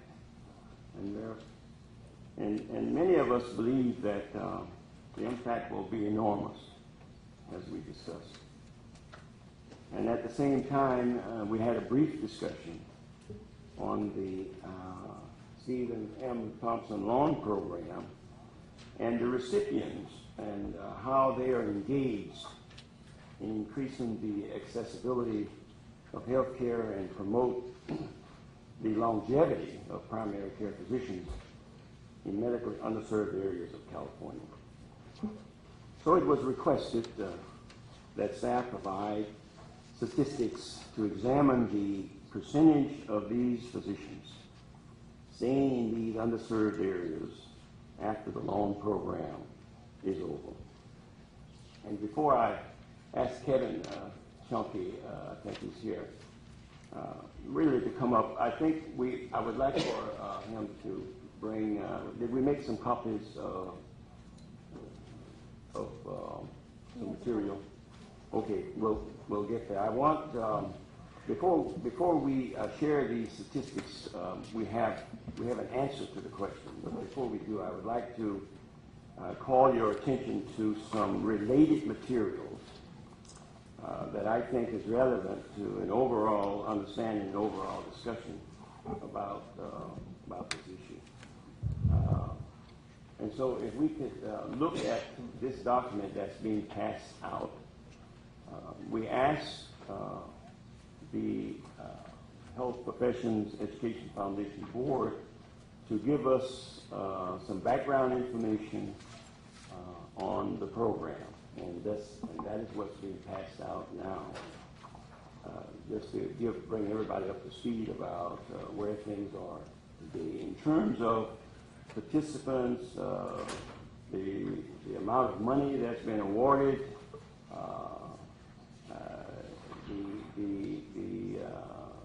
some germane comments about where these folks still located, where they're practicing, and some useful comments about the population that they're currently serving. If you just peruse it a little bit, and you will see in these tables some of the responses that we have received. And it's all very consistent, I think, with the intent of the program itself. Very much so. And you can also see in Table 5 where these current folks are employed. And they're employed in these, what we call health profession shortage areas, the federally qualified health centers, and so forth, or in the medical underserved area population, which is designated throughout California. And so it seems to me, and from what I know about this program and my setting on this board, that this is a very good effort. I will only say that it's a drop in the bucket. It's a drop in the bucket. When you look at, and these numbers fluctuate, when you look at over 8 million uninsured people in California, and the number of folks that are participating in this program, and they're very committed. I will also submit to you that from the testimonies that I've received and our esteemed chair received from these people in terms of what they tell us, they're enormously committed, and they are working real hard trying to address these underserved populations. And they just have a workload that I don't know is enormous. And the other related piece of information I'd like to draw everyone's attention to, which I was very pleased to see, in our own newsletter, the Medical Board newsletter, you find some testimony there as well from 5 individuals that are participating in the program. And you can read for yourself some of the very fine comments that are reflected there as a result of their work. So let's get to the question. In your packet, you find a summary that was prepared by staff as requested. And we did a snapshot of where these folks are relative to the question that was asked from the years 2003, 4, and 5. That's a snapshot that talks about this 3-year commitment. And I would ask Kevin, who was very instrumental in researching this information and done a very fine job for us. So, Kevin, would you just summarize in percentage terms in a response to the question? Good afternoon, members. If you'll look on page 141 of your agenda packet, this is the summary that Dr. DeRusso mentions and which was precipitated by the questions raised at our last board meeting. For those of you who still are new, if you'll keep in mind that the legislation implementing the loan repayment program was enacted in 2002. And the first 3 award cycles, the medical board administered the program. Those are the only 3 years that we have the information fully available to us before the program was transitioned to the Health Professions Education Foundation. In the 3 years during which I administered the loan repayment program, we made awards to 69 recipients over the 3 years. Based on my best guess, and I do want to qualify that, I do not have accurate contact information for all of the people and do not have accurate current work locations. However, I believe that about 39% of the awardees, 27 of them, are still working at the same practice site where they were working when they received the award. And I believe that 24 of them, so 35%, are working at other practice sites that I believe to be or would be eligible under the program. So combining those two, it's 74% who I believe are still working at their same site or at another eligible practice site. And I believe that 18 of them have moved on to other sites, so 26%. Some of them have been elevated to faculty members at various medical schools around the country. Some of them have moved to hospital sites in California. But I hope that this data provides you with the feedback you were looking for. Thank you, Mr. Shumke. I also want to thank you for your help and support in this project for sure, as well as Dr. Dussault, and remind the members that the staff at the Health Professions Education Foundation has also been impacted, as our staff has been as well. And regardless, their commitment to making sure that more doctors are out there in the underserved community were given an opportunity of putting out a second round of applications in 2011, 2012, which afforded an additional $4 million that the federal government, President Obama's administration, made available to California. And in an amazing turnaround time, we're able to put doctors out, more doctors out in the community. And as if you look with the number of applicants, you can figure that probably 98% of these applicants are in fact eligible for money. So in the most recent year of 185 applicants, we awarded 76. We could have awarded with more money. Absolutely, yeah. 185, maybe 184. So it's something that every bit helps, and I want to thank Dr. Dussault for his report. And if there's any comments or questions, Dr. Ganadev? Thank you for the report. We were very curious and see where these people went, what happened to them. Because 2002, I was on the CMA board when we put the legislation together to add additional fee to the doctor's license fee to do this program. So it's a pleasure to look at that. But answering your question, I think the only way we can make a bigger dent is take the young people from these areas into medical schools, train them in the residency, so they will go back home and take care of people. That's the only way. Otherwise, there is no other way. These are all simple band-aids other than training culturally competent doctors in the local communities. Right. Thank you. And Dr. Ganadev, you weren't here for the many years of Dr. Gitnick's support and thanks to CMA for the joint effort. So you should know that that wasn't forgotten, that I didn't mention this time. I apologize. But at every time and opportunity, we really are very thankful for CMA's support in collaboration with the medical board to make this possible. Now, if we could just get some more money, we'd be happy to spend it. So I'm going to close this if we have no more questions on this, and apologize that when I did not realize that people had comments on item number 13. We're going to wait for your report till tomorrow, Mr. Shumke, please. So I'm going to go back to item number 13 and ask, please, for very brief remarks. But Ms. Balakian, would you come forward, please? Is that okay? That would be great. And Ms.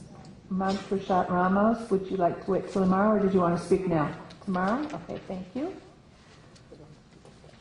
These for tomorrow.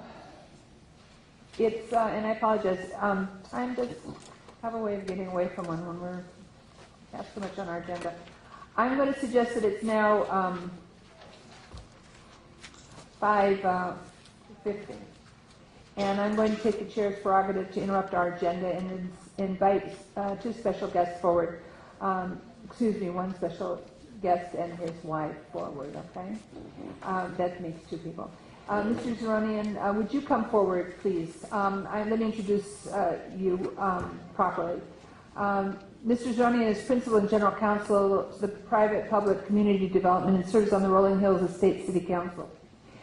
He was appointed to the board in October of 2006 by former Governor Schwarzenegger and served as vice president of this board during 2010 and 11, and on the enforcement, budget, access to care, and physician recognition committees of the board.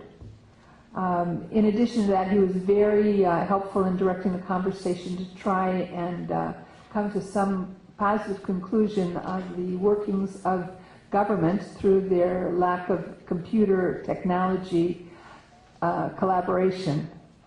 We haven't moved much further. So the more things change, the more they stay the same. But in appreciation for your service onto this board and your expertise that you provided on so many of our board committees and task force over the years, I wanted to present you with a gift and welcome you and your wife. And if you'd like to make some remarks, we'd love to hear from you. I mean, a city councilman, I'm sure would have something to say. No, I will be between this and your dinner, so I don't want to do that. But I simply want to say it's a pleasure to see you all, and thank you for the invitation. I can tell you that I walked into the room and I served with most of you 5 years, and it was an honor to serve with all of you. But I got to tell you, sitting there was great.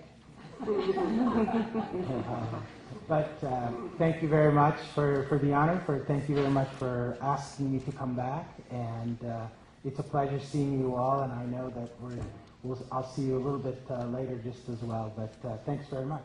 Thank you.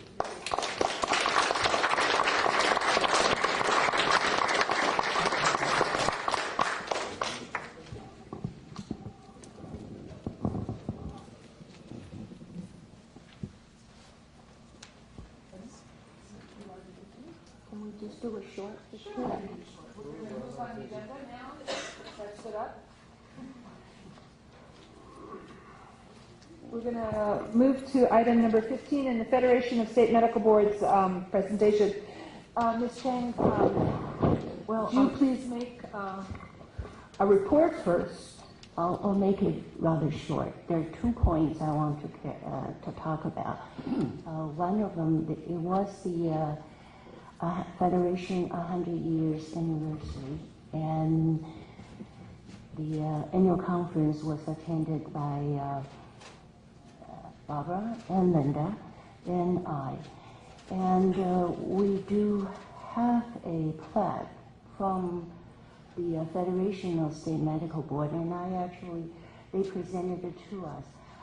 And I actually would like for Hank to come over and then present it. Dr. Chaudhry? As the official presentation.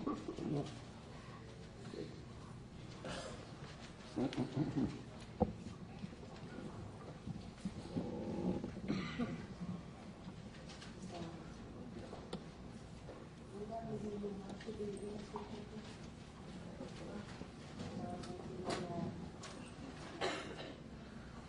Barbara, this is from the Federation of State Medical Boards, honors the Medical Board of California as a valued member of the Federation, serving the public interest and protecting the health of California's citizens. Thank you. On behalf of the entire board and the entire population of the state of California, we thank you. Keep up the good work. And second point, yes, I just want to tell you that our board is a very good board. We have a lot of participation in Federation, and quite a few of you are appointed to different organizations, different committees. We have Education Committee, Barbara, you were appointed, and Ethic and Professional Committee, Shelton is in it, and I'm in the foundation, I'm also on the board, and Class Program Committee, Silva is in it, and then the USMLE Step 3 Committee, and Janet just got appointed. That was great. And then this is not the last or least, but it's great to have Linda to be in a work group to define a minimum data set. So we're very involved, and I'm hoping we continue to do so. And because we will have a luncheon tomorrow, Hank and I will somewhat present some of the interesting subjects, so I won't talk too much. Thank you, but I can't thank you enough for your leadership with the Federation and this board in engaging us to become more engaged. For a long time and many years in the past, the assumption was that California wasn't going to be at the table. And I have to tell you that personally, I think that the best thing about the Federation is the ability to have a shared community with shared values and shared resources. The idea that nobody has to go it alone, that there is a support out there and there's the opportunity for resources. It's quite amazing to find out what the different boards around this country are or are not doing compared to our own. It's different. It's not better, it's not worse, it's just different. But the idea of this opportunity, I want to thank you, Hetty, really very much for your leadership, and Linda as well. It's a wonderful experience, and I thank you. So I'm going to suggest that it's now 6 o'clock. I'm going to suggest we're going to recess this meeting until tomorrow morning at 9 o'clock. The executive committee will meet here at 8:30, and I'd ask the executive members to board to stay for 5 minutes. I just want to give you some things.